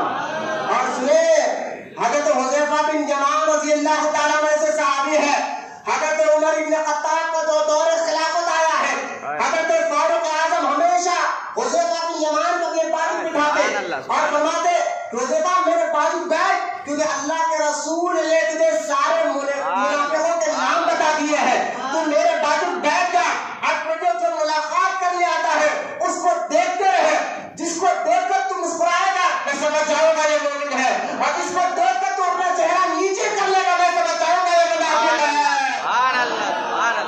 اچھا یہ منافق ہونا کسی کے چہرے پہ تھوڑا لکھا تھا کہ یہ منافق ہے؟ نہ، کسی کے چہرے پہ تھوڑا لکھا ہوا ہوتا ہے کہ یہ منافق ہے، نہیں۔ منافق ایک ایسی خوبی ہے جو دل کی صفت کا نام ہے۔ اب آپ کیا دل میں کیا سوچ رہے ہیں مجھے کیا معلوم ہے، لیکن صحابہ وہ شخصیت ہے اللہ کے رسول نے ان کو اپنا ایسا رنگ نوازا تھا کہ صحابہ کرام دلوں کی کیفیت کو بھی جان لیتے تھے۔ دل کی صفت کا نام منافقت ہے۔ تو لہذا حضرت حذیفہ بن یمان سے صاحب فرماتے ہیں جب بھی اللہ کی بارگاہ میں، آپ دیکھیں حدیث سنا رہا ہوں میں آپ کو، حذیفہ بن یمان کہتے ہیں جب بھی اللہ کی بارگاہ میں ہمیں کوئی بات بھولنا ہوتا، اللہ کی بارگاہ میں صحابی ہے، صحابہ کا عقیدہ بولے سبحان اللہ۔ آج عبداللہ بن مسعود کے بارے میں حذیفہ بن یمان کہتے ہیں جب بھی ہم اللہ کی بارگاہ میں دعا کرتے اور کوئی بات اللہ سے منوانا ہوتا تو حضرت حذیفہ بن یمان کہتے ہیں ہم عبداللہ بن مسعود کا وسیلہ لیتے، سبحان اللہ۔ صحابہ کا اور یہی لفظ فرماتے ہیں اقربیہم الی اللہ زلفا۔ جامع ترمذی میں حدیث پاک ہے، امام ترمذی کہتے ہیں یہ حدیث صحیح ہے اور حسن ہے، بولے سبحان اللہ۔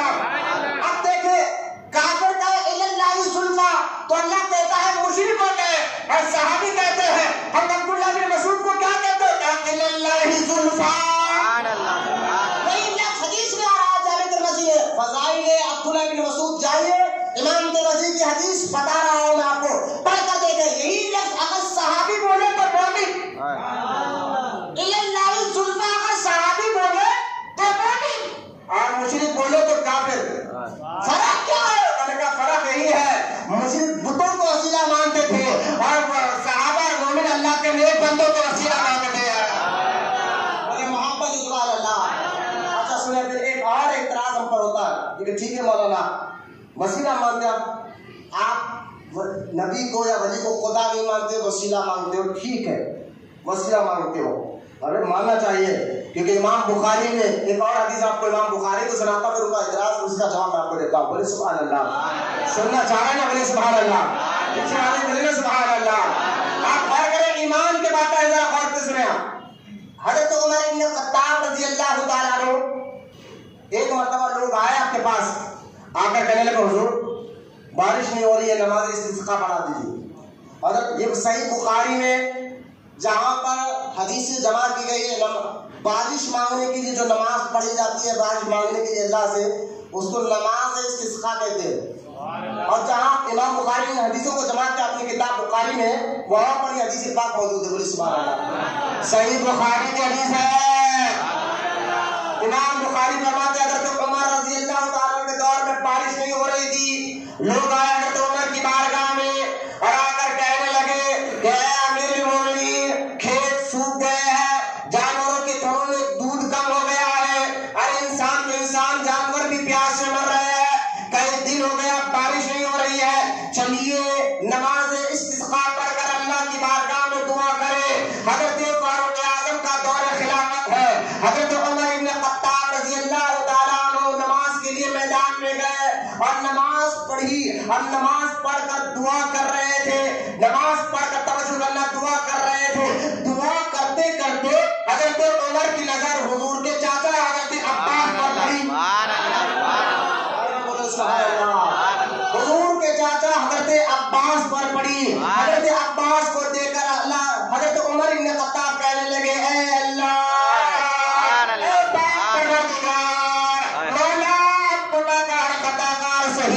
ہم تیری بارگاہ میں کیا وسیلہ پیش کریں، لیکن ہمارے سامنے حضور کے چاچا حضرت عباس کھڑے ہیں، مولا ان کا وسیلہ دیتے ہیں بارش بھیج دے. محبت سے سبحان اللہ. حضرت عمر رضی اللہ تعالیٰ عنہ حضرت عباس کا وسیلہ دے کر دعا کرتے ہیں. حدیث پاک میں آتا ہے حضرت عمر نے ہاتھ بھی نہیں پھیرا تھا بارش ہونے سے ہو گئی. بولے محبت سے سبحان اللہ. اب جا کر بولو عمر رضی اللہ تعالیٰ. کون عمر؟ سرکار فرماتے ہیں عمر کی زبان پر خدا بولتا ہے. کون عمر؟ سرکار فرماتے ہیں عمر جس راستے سے گزرتا ہے شیطان نہیں گزرتا ہے. کون عمر؟ سرکار فرماتے ہیں اگر میرے بعد اگر کوئی نبی ہوتا تو اللہ عمر کو نبی بنا دیتا. وہ حضرت عمر رضی اللہ تعالیٰ عنہ، نبوت کی ساری خوبیاں ان کے اندر ہے، لیکن نبی ہمارے بھی آخری نبی ہے. اگر نبی سرکار فرماتے نبی ہوتے تو عمر ہوتے، لیکن نبوت کا دروازہ اللہ نے مجھ میں بند کر دیا، میں آخری نبی ہوں. مجھے محبت. نوجوان بچوں سنو، آپ کوئی کہنے وسیلہ کیا تم نے نکالا ہے، یہ شرکیہ کام ہے. کہنا ہندوستان پاکستان والوں نے یہ وسیلے کا ایک رنگ نکال لیا، لوگوں کو بتا دیا وسیلہ لو وسیلہ لو. کہنا نا وہ وسیلہ یہ عرب سے چل کر ہی آیا ہے. ارے عربوں کا عقیدہ ہے. بولو سبحان اللہ. وہ عرب نہیں جو آپ ہر پریشانی پر اور امریکہ کو کہتے آئیے مدد کریے، تب ان کو شرک نظر نہیں آتا ہے. جو سیاست پہ نظر رکھتے تو کتابیں پڑھتے نیوز دیکھتے. بتاؤ جب بھی مشکل آتی ہے امریکہ کس کو پکارتا نہیں پکارتا سعودی آئیے مدد کریے. ان کو کہنا شرک ہے. ارے مدد مانگنا کا شرک ہوتا. مدد جس سے مانگنے کا جس کو اللہ نے اہل بنایا ہے ان سے مدد مانگنا جائز ہے. اور مشرکین ان سے مدد مانگتے تھے جن کو اللہ نے اہل بنایا نہیں تھا. ان مورتیوں سے مدد مانگتے تھے جن کو اللہ نے اہل بنایا نہیں تھا، ان سے یہ مدد مانگتے تھے اور ان کی عبادت بھی کرتے تھے. اور سنی جو ہے وہ کوئی عبادت نہیں کرتا، وسیلہ مانگتا ہے. اور یہ وسیلہ صحابہ کے دور سے چلتے جا رہا ہے. آج کیسے شرک ہو سکتا ہے؟ اچھا سنیے اور ایک حدیث میں آپ کو بتاتا ہوں. پہلے آپ شرک کی قسم میں آپ کو اور بتاتا ہوں. یہ حدیث میں نے آپ کو سنائی نہیں. شرک کی دو قسمیں ہوتی ہیں. کتنے قسم؟ سو مل کر بولے کتنے؟ دو قسم ہوتی ہے شرک کی. ایک ہوتا ہے شرک جلی اور ایک ہوتا ہے شرک خفی. اس کو اور آسان کر کے بتا دو. ایک ہوتا ہے شرک اکبر اور ایک ہوتا ہے شرک اصغر. شرک اکبر، شرک اصغر. اکبر کہتے ہیں بڑا شرک، اصغر کہتے ہیں چھوٹا شرک. یہ ذہن میں رکھو بچوں. سرکار نے جہاں حدیثوں میں کہا شرک ہوا تو سرکار کا مطلب شرک شرک اصغر ہے، چھوٹا شرک. لیکن پہلے آپ کہیں نا چھوٹا اور بڑا شرک اکبر کیا ہے اور شرک اصغر کیا ہے. تو سنیں آپ، شرک اکبر کس کو کہتے ہیں؟ اللہ کے علاوہ کسی کو واجب الوجود ماننا، یا اللہ کے علاوہ کسی کی عبادت کرنا، یا اللہ کے برابر کس کو کھڑا کر دینا. یہ ہوتا ہے شرک اکبر. یہ کیا ہوتا ہے؟ شرک اکبر. اور سرکار فرماتے ہیں میری امت یہ شرک کرے گی نہیں. ارے بولو سبحان اللہ. وہاں بھی ملوں پر یقین ہے نا، اللہ کے رسول پر یقین ہے، آپ سرکار پر یقین ہے، آپ کو یقین ہے. سرکار فرماتے ہیں میری امت شرک اکبر نہیں کرے گی. مہدی ہے وہ بخاری سے بتاؤں گا انشاءاللہ. سرکار فرماتے ہیں لیکن ہاں شرک اصغر ہوگا، بڑا شرک تو نہیں ہوگا، چھوٹا شرک ضرور ہوگا میری امت میں۔ پوچھا صحابہ نے حضور شرک اصغر کیا ہے؟ اللہ کے رسول علیہ السلام ارشاد فرماتے ہیں شرک اصغر تکبر ہے، ریاکاری ہے، ریاکاری دکھاوا، یہ شرک خفی ہے جس کو شرک اصغر کہتے ہیں، یعنی چھوٹا شرک کہتے ہیں۔ سرکار فرماتے ہیں میری امت میں یہ بہت آ جائے گا، لوگ دکھانے کے لیے بہت کام کریں گے، ریاکاری کے لیے بہت کام کریں گے۔ ہم اگر کوئی کام کریں آؤ بھائی ہمیں ویڈیو دو، ہمارا کام کرو، ہم دیکھو یہ کر رہے یہ کر رہے، نیت اللہ جانتا ہے آپ کی نیت کیا ہے، لیکن دکھانے کے لیے اگر کوئی کام کرتا ہے تو اللہ کے رسول فرماتے ہیں شرک اصغر ہے، اور ایسا کام اللہ قبول نہیں فرماتا۔ اب یہ میری امت میں ایسا کام ہوگا لیکن شرک اکبر کبھی نہیں ہوگا۔ بولے محبت سے سبحان اللہ۔ ہاں میں پہلے صحیح بخاری کے حدیث پاک تیسری جلد، صحیح بخاری جلد نمبر 3، اور آپ کو میں صفحہ نمبر بتاتا ہوں تاکہ آپ اور آسانی ہو جائے ڈھونڈنے کے لیے۔ صفحہ نمبر 540، صفحہ نمبر 540، اور حدیث نمبر بھی آپ سنیں، حدیث کا بھی نمبر ہوتا ہے، حدیث نمبر 1502، حدیث نمبر 1502 صحیح بخاری کی حدیث پاک۔ اب سنیں حدیث پاک کیا ہے۔ حضرت خطبہ بن عامر رضی اللہ عنہ بیان کرتے ہیں کہ ایک روز اللہ کے رسول صلی اللہ علیہ وسلم باہر نکلے اور آپ نے شہداء احد پر اس طرح نماز پڑھی جیسے میت پر پڑھی جاتی ہے۔ سبحان اللہ بولیے۔ احد پر یعنی احد میں کس کی خبر ہے؟ جہاں مدینہ پاک میں احد کا میدان ہے، احد کا پہاڑ ہے، اور وہ احد کا پہاڑ ایسا پہاڑ ہے سرکار فرماتے ہیں یہ پہاڑ ہم سے محبت کرتا ہے، میں اس سے محبت کرتا ہوں، اور اس پہاڑ کو اللہ جنت میں داخل فرمائے گا۔ بولے محبت سے سبحان اللہ۔ وہاں پر احد کے پہاڑ کے قریب میں کئی صحابہ کی مزار ہے، جن میں سے حضرت امیر حمزہ حضور کے چاچا کی مزار بھی وہاں پر ہے، امیر حمزہ رضی اللہ تعالیٰ کی مزار۔ سرکار پر صحابی کا ایسا ہی بخاری کی حدیث ہے، بخاری کی حدیث ہے، سرکار باہر نکلے اور احد کے پاس گئے اور ایسے نماز پڑھی جیسے میت پر نماز پڑھتے ہیں، یعنی وہاں آپ کے چاچا کی قبر مبارک تھی، وہاں جا کر سرکار نماز پڑھے، یہ مسئلہ الگ ہے، لیکن میں آپ کو ایک مسئلہ یہ بتانا چاہتا ہوں، اگر قبروں کی زیارت کرنا حرام اور ناجائز ہوتا تو میرے حضور کا عمل کیا ہے؟ بے شک سبحان اللہ، محبت سے سبحان اللہ۔ اور سنیں پھر نماز پڑھی، اب نماز قبروں پہ کیسا پڑھنا ہے، قبر کے پاس، یہ الگ مسئلہ میں آپ کو بتاؤں گا۔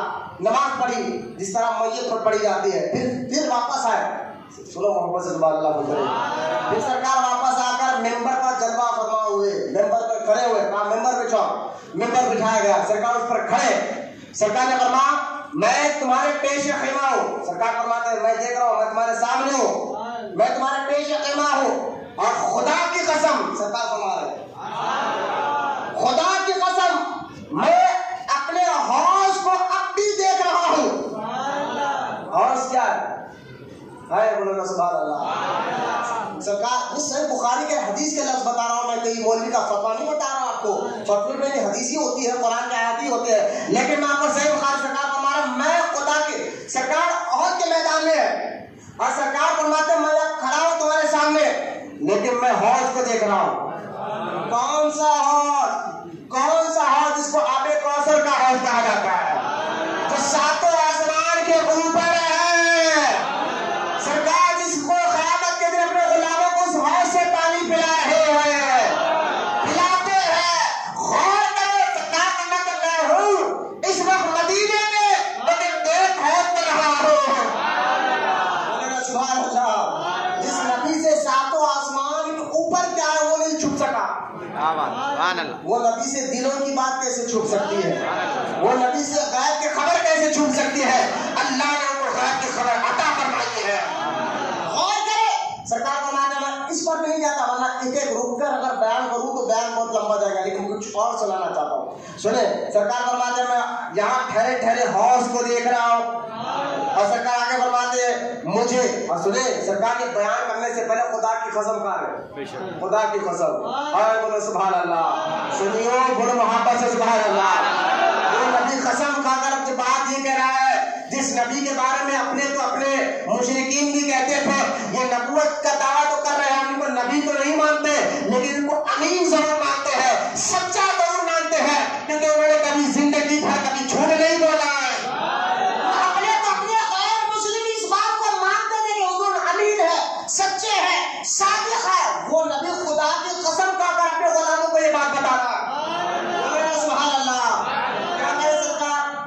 سرکار فرماتے ہیں خدا کی قسم میں اپنے حوض کو یہاں ٹھہر دیکھ رہا ہوں اور فرماتے ہیں مجھے اللہ نے زمین کے خزانوں کی چابیاں دی ہے. سبحان اللہ, پیار سے بولے سبحان اللہ. زمین کے خزانوں کی کنجیاں اللہ نے مجھے عطا فرما دی ہے. آپ مجھے بتائیے اس زمین پر جس کو بھی جو نعمت ملے گی, نعمت دینے والا اللہ ہے, ذریعہ مصطفیٰ ہے, دینے والا اللہ, بانٹنے والے مصطفیٰ ہے.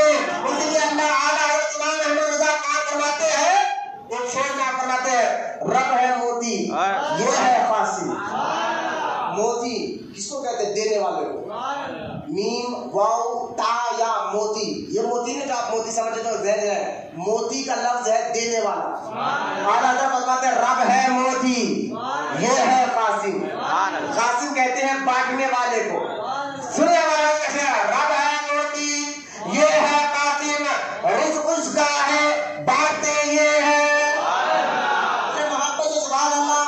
اگر کوئی بولے یہ کہاں سے نکالا حضرت نے, تو نے کہا یہ حدیث دیکھو سرکار کو فرماتے اللہ نے سارے خزانوں کی کنجیاں مجھے دے دی ہے. اور صحیح بخاری کی حدیث میں بتاؤں کسی ماں کے جگہ میں ہمت ہے تو آ کر بات کرے ہم سے. بولے والوں سنیوں کو شرک کا فتویٰ دینا چھوڑے, بولے والے لوگوں کو چھوڑے. اب سنیں حدیث, اب آگے دیکھیں یہ حدیث یقیناً وہابیوں کے لیے ایک بہت بڑا بم ہے. سارے وہابی بھاگ جاتے یہ حدیث سنیں گے تو. یہ ایک تو بخاری کی حدیث ہے, سبحان اللہ, ایک تو صحیح بخاری ہے, اور دوسرا یہ لوگ جو رٹ لگا دو شرک ہو گیا شرک ہو گیا شرک ہو گیا, جیسا کہ شرک کا ہیضہ ان کو لگ گیا, شرک کی بیماری لگ گئی ہے, شرک کا مشین کو چلاتے ہیں, ہر بات میں شرک شرک شرک شرک. ہمارے کہا دیکھو بیٹا آؤ اب یہ حدیث کا جواب دو. ہمت ہے نا تمہارے پاس, آج تو تم اپنے جلسوں میں اپنے بیانوں میں چیخ چیخ کر بولتے ہو سنی شرک کرتا ہے شرک کرتا ہے, غوث کو مدد کو پکار کر شرک کرتا ہے, تو ہمت ہے نا کبھی اس حدیث پر لوگوں کو بات کرو. بولے سبحان اللہ. بخاری کی اس حدیث پر لوگوں کو سمجھاؤ. تو سرکار بتا رہا ہے, سرکار فرماتے ہیں اللہ نے مجھے زمین کی کنجیاں عطا کر دی ہے. آگے سنو, آگے سرکار فرماتے ہیں خدا کی قسم, اور پھر سرکار قسم کھا کے گئے, خدا کی قسم سرکار فرماتے ہیں مجھے اپنے بات دنیا میں جب تک میں ہوں ٹھیک ہے, لیکن میں اس دنیا سے جانے کے بعد مجھے اس بات کا ڈر نہیں ہے. یا رسول اللہ کس بات کا ڈر نہیں ہے؟ تو سرکار فرماتے دیکھو پہلے نبی جب تک دنیا میں رہتے تھے ان کے ماننے والے ان کے غلام ان کی بات سن کر شرک نہیں کرتے تھے, لیکن جیسا نبی دنیا سے گئے پھر ان کے میں سے کچھ لوگوں نے شرک کرنا شروع کر دیا. لیکن حضور فرماتے ہیں میرے بات سبحان اللہ مجھے اس بات کا خوف اور ڈر ہے. خدا کی قسم سرکار فرما رہے, میں حدیث کا لفظ بتا رہا ہوں, آؤ کبھی بیان کے بعد آگے دیکھیں یہ لفظ لکھا ہوا ہے اوپر. خدا کی قسم مجھے اس بات کا خوف ہے ہی نہیں کہ میرے بعد تم شرک کرو گے. سبحان اللہ, میرے بعد تم میں کوئی شرک نہیں کرے گا کیونکہ میری امت کبھی شرک نہیں کرے گی, لیکن ہاں تم دنیا کی محبت میں ڈوب جاؤ گے. یہ مجھے ڈر ہے. شرک کا ڈر تو نہیں ہے میری امت شرک نہیں کرے گی, لیکن دنیا کی محبت میں ضرور ڈوب جائے گی. مجھے بتائیے اللہ کے رسول علیہ السلام نے خود فرماتے ہیں کہ میرے بعد تو میری امت شرک نہیں کرے گی. آج کیا وہابیوں کو بدبختوں کو یہ تمہیں کہاں سے چسکا لگ گیا ہے کہ سنیوں پر شرک کا فتویٰ لگانا ہے؟ میں نے کہا سرکار تو کہہ رہے ہیں کہ میری امت شرک نہیں کرے گی, اب ہمیں کسی وہابی ملا کی ضرورت نہیں ہے. رسول اللہ نے ہمیں بتا دیا کہ میری امت شرک نہیں کرے گی. محبت سے سبحان اللہ, رسول اللہ نے خود بتا دیا کہ میری امت شرک نہیں کرے, ورنہ شرک دنیا کی محبت. اچھا ایک اور حدیث سنیا, یہ ابو داؤد کی حدیث پاک ہے, اور اس حدیث پاک کو جو ہے نا عبدالستار حمدانی صاحب اپنی کتاب توحید کا اجالا اور شرک کا اندھیرا, اس پر آپ نے حدیث پاک کو لکھا ہے. عبدالستار حمدانی برکاتی صاحب اللہ ایسے علماء کی عمر دراز فرمائے. بہت تحقیق کی آپ کی کتابیں آتی ہے عبدالستار برکاتی صاحب کی کتابیں, آپ ضرور اگر کسی اردو آتا ہے ہندی میں بھی ان کی کتابیں ضرور پڑھا کریں. انہوں نے بڑی پیاری حدیث لائے, ابو داؤد کے حوالہ اس کتاب میں دیا ہے. وہ فرماتے ہیں اللہ کے رسول علیہ السلام نے ارشاد فرمایا کہ سنو میرے بعد اس بات کا ڈر مجھے نہیں ہے کہ میری امت میرے جانے کے بعد پتھر کی عبادت نہیں کرے گی. بولو نا سبحان اللہ. سرکار نے کیا فرمایا, پتھر کا نام لے کر کہا میرے جانے کے بعد میری امت نہ پتھر کی عبادت کرے گی، نہ جھاڑ کی عبادت کرے گی، اور نہ جو ہے سورج کی عبادت کرے گی۔ اس کا ڈر ہے نہیں کہ میری امت یہ کبھی ایسا کام نہیں کرے گی، لیکن ہاں دنیا کی محبت میں ڈوب جائے گی۔ اب مجھے بتائیے، ہم اگر درگاہ میں آ گئے تو کہتے ہیں لوگ پتھر کی پجاری ہے، پتھروں کے پوچھنے والے ہیں، غریب نواز کے بارے میں پتھروں کے پجاری ہے۔ میں نے کہا بے ملا سرکار تو کہہ رہے میری امت پتھر کی عبادت کبھی نہیں کرے گی۔ سبحان اللہ۔ اب یہ حدیث صاحب تو ان کا منہ بند ہو جاتا ہے۔ اب ایک صاحب کہنے لگے ٹھیک ہے مولانا، عبادت اب وہ لوگ اللہ ہی کی کرتے ہیں، ہم یہ بھی مانتے کہ یہ لوگ وسیلہ ہے اللہ کی بارگاہ میں، لیکن یہ خبروں پر جا کر جو لوگ وسیلہ کہتے ہیں زندوں کا وسیلہ لینا، مردوں کا کہیں کو۔ اچھا یہاں بات آ گئی، مجھے جاتے تھے تو میں نے کہا خبروں پر جانا جو حضور کی سنت ہے۔ سبحان اللہ، بولنا سبحان اللہ۔ یہ حدیث ابھی بخاری سے میں نے آپ کو پڑھ کر سنائی ہے، وہ حضور علیہ السلام کی سنت مبارکہ بھی ہے کہ سرکار خبروں کی زیارت کے لیے جاتے تھے۔ بولنا سبحان اللہ۔ میں نہیں آج جاتے تھے کہ جا کر جو ہے نا ٹھہر کر وسیلہ لینا، ذریعہ لینا، اللہ اس ولی حسن بن احمد شہید کے صدقے میں ہماری دعاؤں کو قبول فرما۔ یہ کہاں سے لکھا ہے، یہ کہاں سے؟ اور اتنا ادب نہیں کرتے کہ آپ لوگ درگاہ میں چپل اتار کے اتنا ادب سے جا کر ٹھہر کر دعا کرتے۔ لوگ مسجدوں میں چپل لے کے جاتے، تم درگاہوں میں چپل نہیں لیتے، اتار کے ادب سے جاتے۔ میں نے کہا دیکھو جو مسجدوں میں چپل لے کے جا رہے رکھ رہے ہیں، میں ان کو کہوں گا ادب کے خلاف ہے، لیکن جہاں اللہ کے نیک بندے ہوتے ہیں اس جگہ کی عزت کرنا، تعظیم کرنا، یہ اللہ کو پسند ہے۔ سبحان اللہ، سبحان اللہ۔ اب مولوی صاحب بولا نا ہم نہیں مانتے۔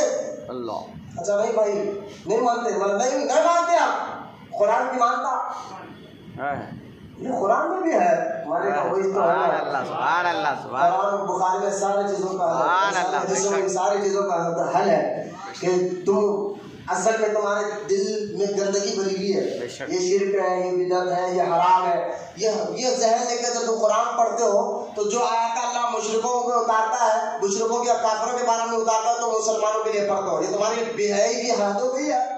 اب آپ کو ایک آیت پڑھ کر بتاتا ہوں، تھک تو نہیں گئے نا آپ لوگ؟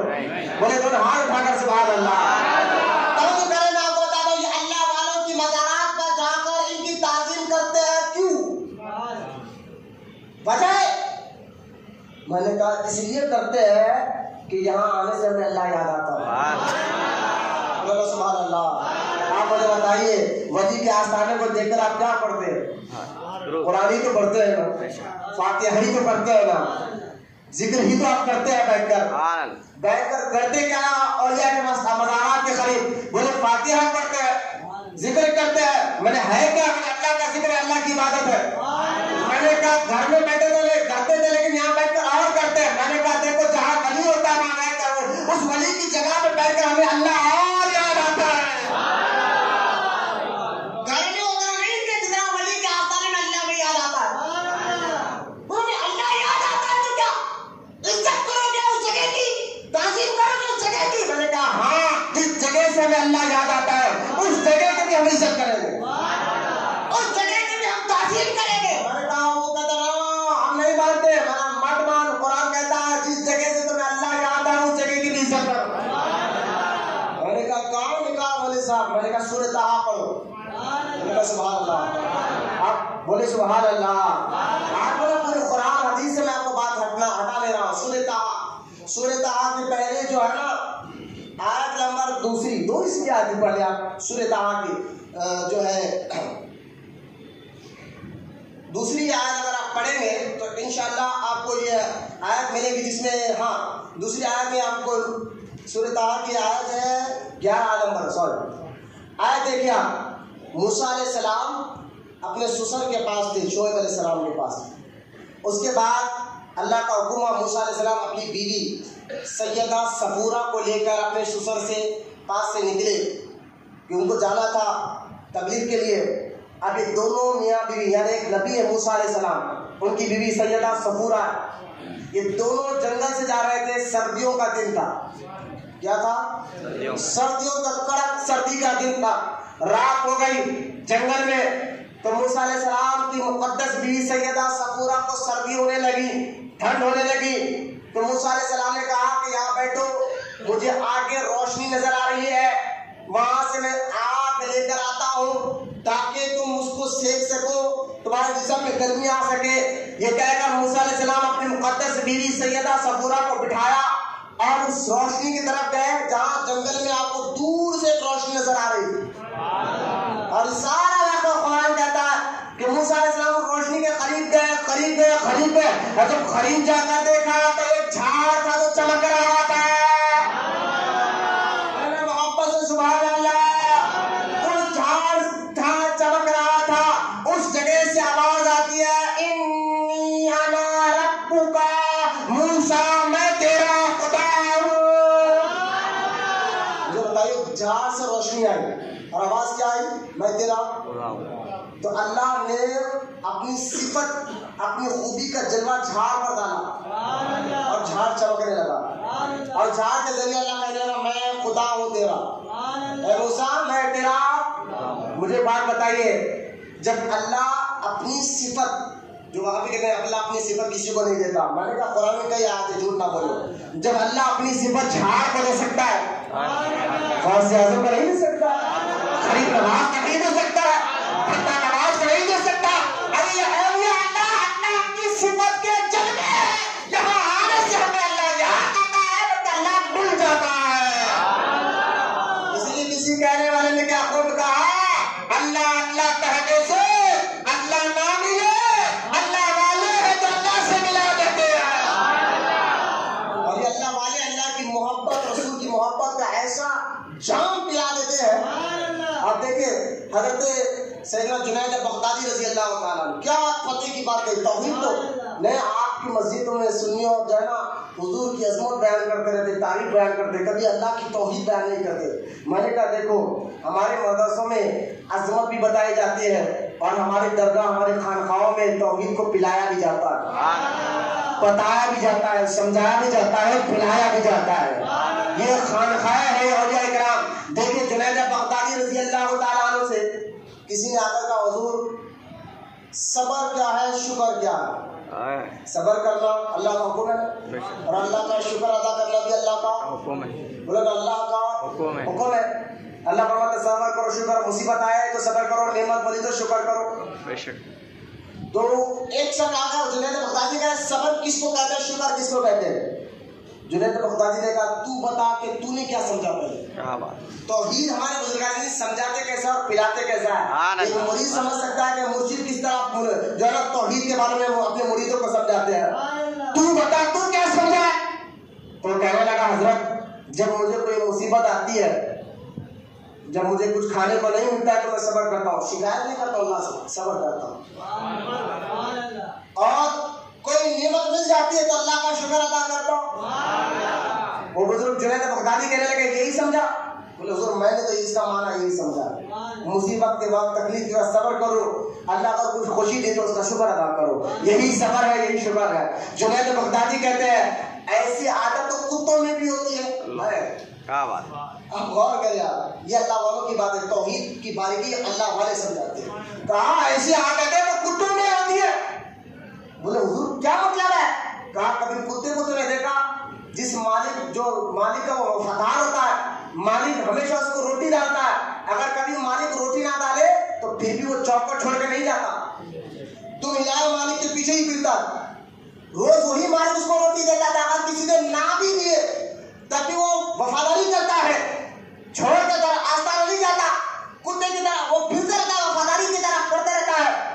کہا حضور آپ بتائیے صبر اور شکر کیا ہے؟ فرماتے ہیں حضرت جنید بغدادی شکر یہ ہے کچھ نام ہی ملے تو بھی اللہ کو شکر ادا کرو، ملے تو بھی اللہ کو شکر ادا کرو۔ میں نے کہا اللہ کی محبت کی توحید کی باریکیاں یہ اللہ والے ہمیں سمجھاتے ہیں، یہ بزرگان دین ہمیں سمجھاتے ہیں، جو ان کی صحبت میں آ کر بیٹھتا ہے۔ کبھی ہم نے دیکھا غوث اعظم اپنے مریدوں کو سمجھاتے تھے، غریب نواز اپنے مریدوں کو سمجھے، یہ زبان کبھی اللہ کے بارے میں شکایت نہیں کرنا۔ میں نے کہا ہماری خانقاہوں میں توحید کو پلایا جاتا ہے، بٹھا کر اس کو مرید کو ایسی مزاج دی جاتی ہے اس کے اندر سے عقل نکل جاتا ہے، تکبر نکل جاتا ہے، اور دیکھو بندہ اخلاق کا بیٹا بن جاتا ہے۔ اب یہی تو بتایا جاتے ہیں کہ سنو ہمارے علماء حکمت مصطفیٰ بتاتے ہیں اور ہمارے خانقاہ میں ہمارے پیر و مرشد توحید کو پلاتے ہیں، لیکن سنو یہ اعتراض کرتے ہیں نا کہ کہ چپلیں اتار کر وہ جگہ کا اتنا احترام کیوں کرتے ہو؟ قبروں کا اتنا احترام کیوں کرتے ہو؟ عبادت کرتے ہو قبروں کی؟ مولانا مودی صاحب ہمیں ڈراؤ میں شرک کا فتویٰ دے کر رسول اللہ صلی اللہ علیہ وسلم نے پہلے کہا میری امت بتوں کی عبادت پتھروں کی عبادت کبھی نہیں کرے گی. اور آج کے بعد کوئی باتیں ہیں تم لوگ قبر کے پجاریوں کو پکڑ کر کے رکھے ہیں کہاں سے نکالا؟ کون بولا ہے تیرے کو؟ پکڑ کے پوچھو آپ قبروں کے پجاری سے کون بولا ہے تیرے کو؟ تو حدیث والا نا اہل حدیث اپنے آپ کو کہتا ہر بات حدیث سے بتا کہاں نکلا حدیث میں بتا. میں تو ہم کو بتایا کہ سرکار نے فرمایا میری امت پتھروں کی عبادت کبھی نہیں کرے گی. سبحان اللہ. تو کہا وہ خطر والے کی اتنی عزت کیوں کرتے ہیں؟ میں نے کہا یہاں آنے سے میں اللہ کا پتہ ملا اللہ ہم سے میں راضی ہوتا ہے. بولے یار تمہیں کہا تو نکالا اتنا ادب کیوں کہا؟ تو دیکھو جب اللہ اپنی صفت کا جواب جھاڑ کو دے سکتا ہے ولی کو نہیں دے سکتا؟ دیتا ہے. اچھا دینے کے بعد کیا؟ اب قرآن آیا ہے انی انا ربکا اے موسیٰ میں تیرا خدا ہوں فقلان علیک فقلان علیک اے موسیٰ جس علاقے میں تو کھڑا ہے جھاڑ سے جو روشنی آ رہی ہے اس کو ٹور کہتے ہیں. فقلان علیک اب یہاں تو چپل اتار کر خریدا. سبحان اللہ. بولے گا سبحان اللہ. وہ قرآن کی آیت پڑھا ابھی بولے گا سبحان اللہ. فقلان علیک موسیٰ اپنی نالین اتار دے تو پاک تعظیم کی جگہ کوڑا ہے. موسیٰ نالین اتار کر جھاڑ کے قریب جاتے ہیں. مجھے بتاؤ جس جھاڑ پر اللہ کی صفت کا جلوہ نظر آتا ہے وہاں اللہ کا نبی نالین چپل اتار کر جاتا ہے. اور جہاں اللہ کا ولی خود آرام کر رہا ہو اس جگہ پر اللہ کی رحمت برستی ہے. اس لیے نالین چپل اتار کر اس جگہ کی عزت کرتے اس لیے ہے کہ یہاں آنے سے اللہ راضی ہو جاتا ہے. محبت سے سبحان اللہ. اب ہمیں بس ساری باتوں کا کلیئر کرتے ہیں کیوں ہم اللہ والوں کی عزت کرتے ہیں اور کیوں اللہ والوں سے محبت کرتے ہیں. سنیو ان بدعقیدہ وہابیوں کے باتوں میں آ کر میں نے شرک کے سارے مسئلے جو بچے پیچھے آئے ہیں میں کہتا ہوں پھر سے توحید کے 3 اصول ہمیشہ یاد رکھیں. کبھی شرک کا فتوے سے آپ ڈریں گے نہیں انشاءاللہ. جو توحید کے 3 اصول ہیں جو سارے 1400 سال سے چلتے آ رہا ہے سارے مسلمانوں نے اس اصول کو اپنایا اس طریقے کو اور اس طریقے کے تحت کوئی سنی کوئی مسلمان مشرک نہیں ہو سکتا. وہ 3 اصول کیا تھے؟ ایک اللہ کو واجب الوجود ماننا, دوسرا اللہ کو جو ہے خالق ماننا اور تیسرا عبادت صرف اللہ ہی کی کرنا. یہ 3 اصول توحید کا اہم ہے جو ہر ایک کلمہ پڑھنے والے مسلمان کو ہے. اور یہ 3 باتیں اللہ کے علاوہ غیر میں مانا تو تب ہوگی عبادت. واجب الوجود اللہ ہے اور خود سے ہے اور خود سے ہے تو کوئی کون ہے؟ وہ اللہ ہے. خالق ساری کائنات بنانے والا اسی لیے وہ خالق ہے. عبادت کے لائق یہ 3 چیزیں آپ اللہ کے علاوہ کسی اور نہیں مانتے, اور سے اعظم نہیں مانتے, قریب نماز میں مانتے یا مزار میں آرام کرنے والے اولیاء کرام کے لیے مانتے ہیں. آپ کہیں کہ نبی کے لیے کہا نہیں. جب نبی کے لیے نہیں مانتے نہ ولی کے لیے مانتے تو شرک کا ہوگا. ارے یار ابھی نہیں بول گے سبحان اللہ. آپ مجھے بتائیے کہ نہ آپ نبی کے لیے مانتے ہیں اور نہ ولی کے لیے بیٹھے مانتے ہیں, یہ اصول صرف اللہ ہی کے لیے مانتے ہیں تو شرک ہوا کا. سرکار خود فرما رہا ہے کہ میرے اوپر شرک نہیں کریں گے. سب سے بڑی حدیث تو یہ آگے. اب آخری اور حدیث یہ ابن کثیر نے اپنی کتاب تفسیر ابن کثیر میں لکھا ہے اور ابن کثیر نے سورہ نساء کی آیت نمبر 75 کی تفسیر کرتے ہوئے حدیث پاک کو لایا جو حدیث میں سنا رہا ہوں. اور ابن کثیر کی کتاب سے حدیث کیوں لے رہا ہوں سنیں آپ ذرا. سارے وہابیوں کے استاد جو ہے ابن تیمیہ ہے. ابن تیمیہ کا شاگرد ابن کثیر ہے. یعنی ابن کثیر وہ آدمی ہے جب کو وہابی اپنا استاد مانتا ہے.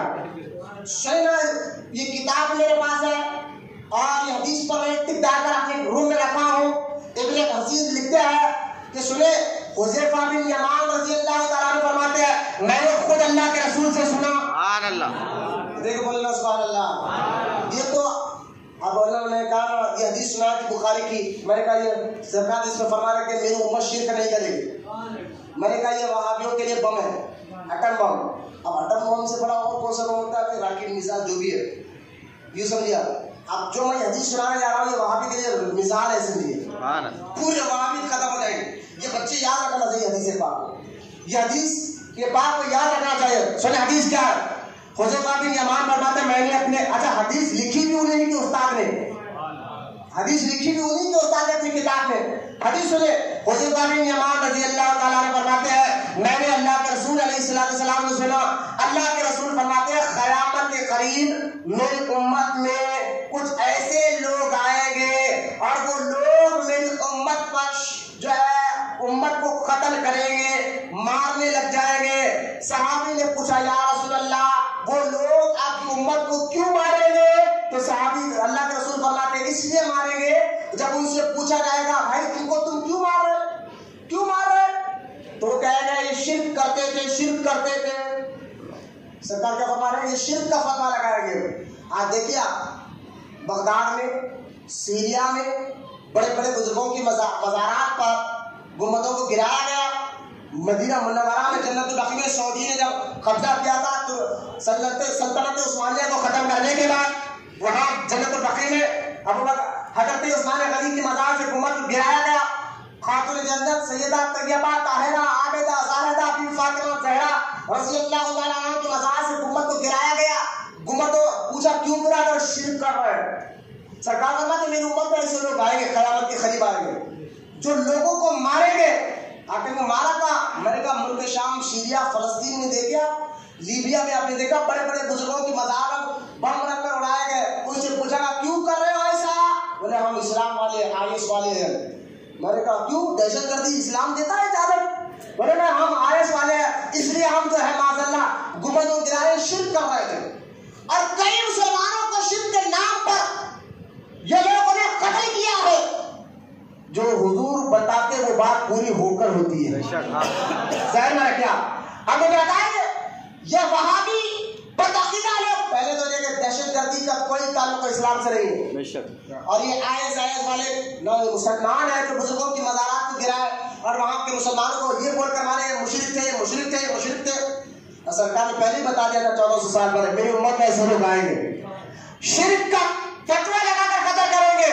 بھلا ان صحابہ کا جو پوچھ کر مسئلہ حل کر دیا، صحابی نے پوچھا یا رسول اللہ دونوں میں سچا کون ہوگا؟ بولے سبحان اللہ، بھلا ہو صحابہ کرام کو اللہ ان کے صدقے میں ہماری مغفرت فرمائے۔ حذیفہ بن یمان نے پوچھا یا رسول اللہ جو شرک کا فتویٰ لگا کر دوسرے کو قتل کر رہا ہے دونوں میں سچا کون سا ہوگا؟ اللہ کے رسول علیہ السلام نے سنا میرے حذیفہ سچا تو مرنے والا ہوگا، جھوٹا مارنے والا ہوگا۔ سچا مرنے والا ہوگا، جھوٹا مارنے والا ہوگا۔ ہے نا یہ راکٹ وہابیوں کے لیے؟ اب فتویٰ لگا دو تم شرک کر رہا ہو۔ میں نے کہا سرکار نے پہلے تمہارے بارے میں ہمیں بتا دیا تھا، حضور نے پہلے تمہارے بارے میں ہمیں بتا دیا تھا۔ شرک کا فتویٰ لگا کر ہم پر جو تم مار رہے ہو، آپ بزرگان دین کی مزارات کے پاس جا کر اگر کوئی ٹھہر گیا یا غوث، ارے بھائی قرآن میں ایک نہیں وقت نہیں ہے، اللہ کے علاوہ کئی ایک آیتیں ہیں جس میں اللہ خود فرماتا ہے کہ ولی بھی مدد کرتے ہیں۔ بولے سبحان اللہ، مومنین بھی مدد کرتے ہیں، نبی بھی مدد کرتے ہیں، اللہ بھی مدد کرتا ہے، نبی بھی مدد کرتے ہیں۔ فرق دونوں میں ایک ہی ہے، اللہ حقیقی طور پر مدد کرنے والا ہے اور اللہ کی دی ہوئی طاقت سے غوث و خواجہ مدد کرتے ہیں۔ عطائی اور ذاتی کا فرق اگر آپ سمجھ جائے تو آپ کوئی وہابی آپ کو بھٹکا نہیں سکتا، آپ کا ذہن خراب نہیں سکتا۔ جہاں اللہ کا ولی آرام کر رہا ہو وہاں پر نالین اور چپلوں کو اتار کر جانا، اس جگہوں کی عزت کرنا اور اس جگہ ٹھہر کر اللہ کو یاد کرنا، یہ خود اللہ کا حکم ہے۔ اس سورۃ طٰہٰ کی آیت میں نے آپ کے سامنے پڑھ کر سنا دی ہے۔ آپ کے بات کو ختم کر دیں انشاءاللہ۔ توحید کے اصول میں نے لگاتار 3 جمعہ الحمدللہ مانا ہوا ہے۔ سبحان اللہ، آپ کوئی وہاں بھی نہیں ہو سکتا کہ تمہارے مسجدوں میں سنت توحید کے بارے میں بیان نہیں کرتے۔ ہم نے کہا ہم توحید بیان بھی کرتے ہیں اور توحید پھیلاتے بھی ہیں۔ ہاں، کبھی بیعت ہو جاؤ نا کہ سچے مرشد سے، پھر توحید کے بارے میں جو مرشد بتاتے ہیں نا پھر وہ کبھی بھٹکتا نہیں، نہ اس کی زبان پر کبھی شکایت آتی ہے۔ کیوں کہ جب مرید بننے کے بعد بندہ اللہ اور اس کے رسول کی ذات پر اس کا یقین اور بھی زیادہ مضبوط ہو جاتا ہے، اور پہلے سے تھا مضبوط لیکن اور بھی زیادہ مضبوط ہو جاتا ہے۔ تو لہٰذا توحید ہمارے خانقاہوں میں پلائی جاتی ہے۔ جاؤ پڑھ کر دیکھو بابا فرید گنج شکر کے بارے میں، پڑھ کر دیکھو نظام الدین اولیاء کے بارے میں، پڑھ کر دیکھو غریب نواز کے بارے میں جو ان کے پاس آتا تھا، ارے جو ایک خدا کو چھوڑ کر ہزاروں کی عبادت کرتا تھا، لیکن جب غریب نواز کے آستانے پہ آیا تو غریب نواز نگاہ اٹھا کر کہا تو چھوڑ دے، ایک رب کی عبادت کر۔ تو خیر اس نے کہا حضور ہم نے تو کئی برسوں سے ایک نہیں ہزاروں کو خدا مانا تھا، ان کی عبادت کی تھی، لیکن آج تک ہمیں وہ بات پہ اثر نہیں آیا، لیکن آپ ایک بات نے ہمارے دل پر اثر کر دیا ہے، آج تک توبہ کرتے ہیں، اب ایک خدا کی عبادت کر کے بتائیں گے۔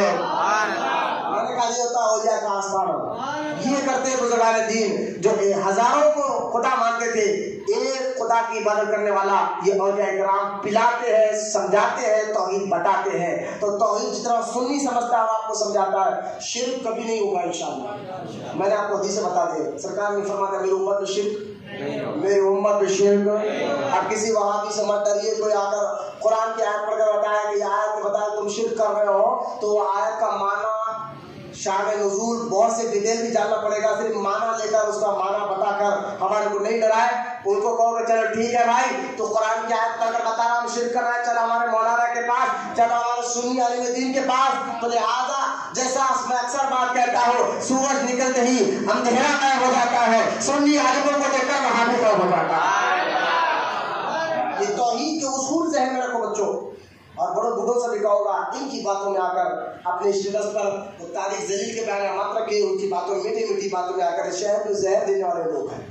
آپ سورہ منافقون 28واں پارہ پڑھ کر دیکھیں، کلمہ پڑھ کر بھی اللہ کہتا ہے یہ مسلمان نہیں ہے۔ تو ہر کلمہ پڑھنے والے کو دیکھ کر مسلمان ہے تو کوئی بھی ہوگا داڑھی والا امام پہننے والا، میں نے کہا ہر داڑھی والے کے پیچھے مت بھاگو، جس کے دل میں عشق رسول ہے اس کے پیچھے کھڑو، جس کے دل میں ادب رسول ہو، جو غوث اعظم کا عاشق ہو، جو اولیاء اکرام کا عاشق ہو، اس کے ساتھ جاؤ، توحید بھی سمجھ میں آئے گی اور اللہ بھی راضی ہوگا۔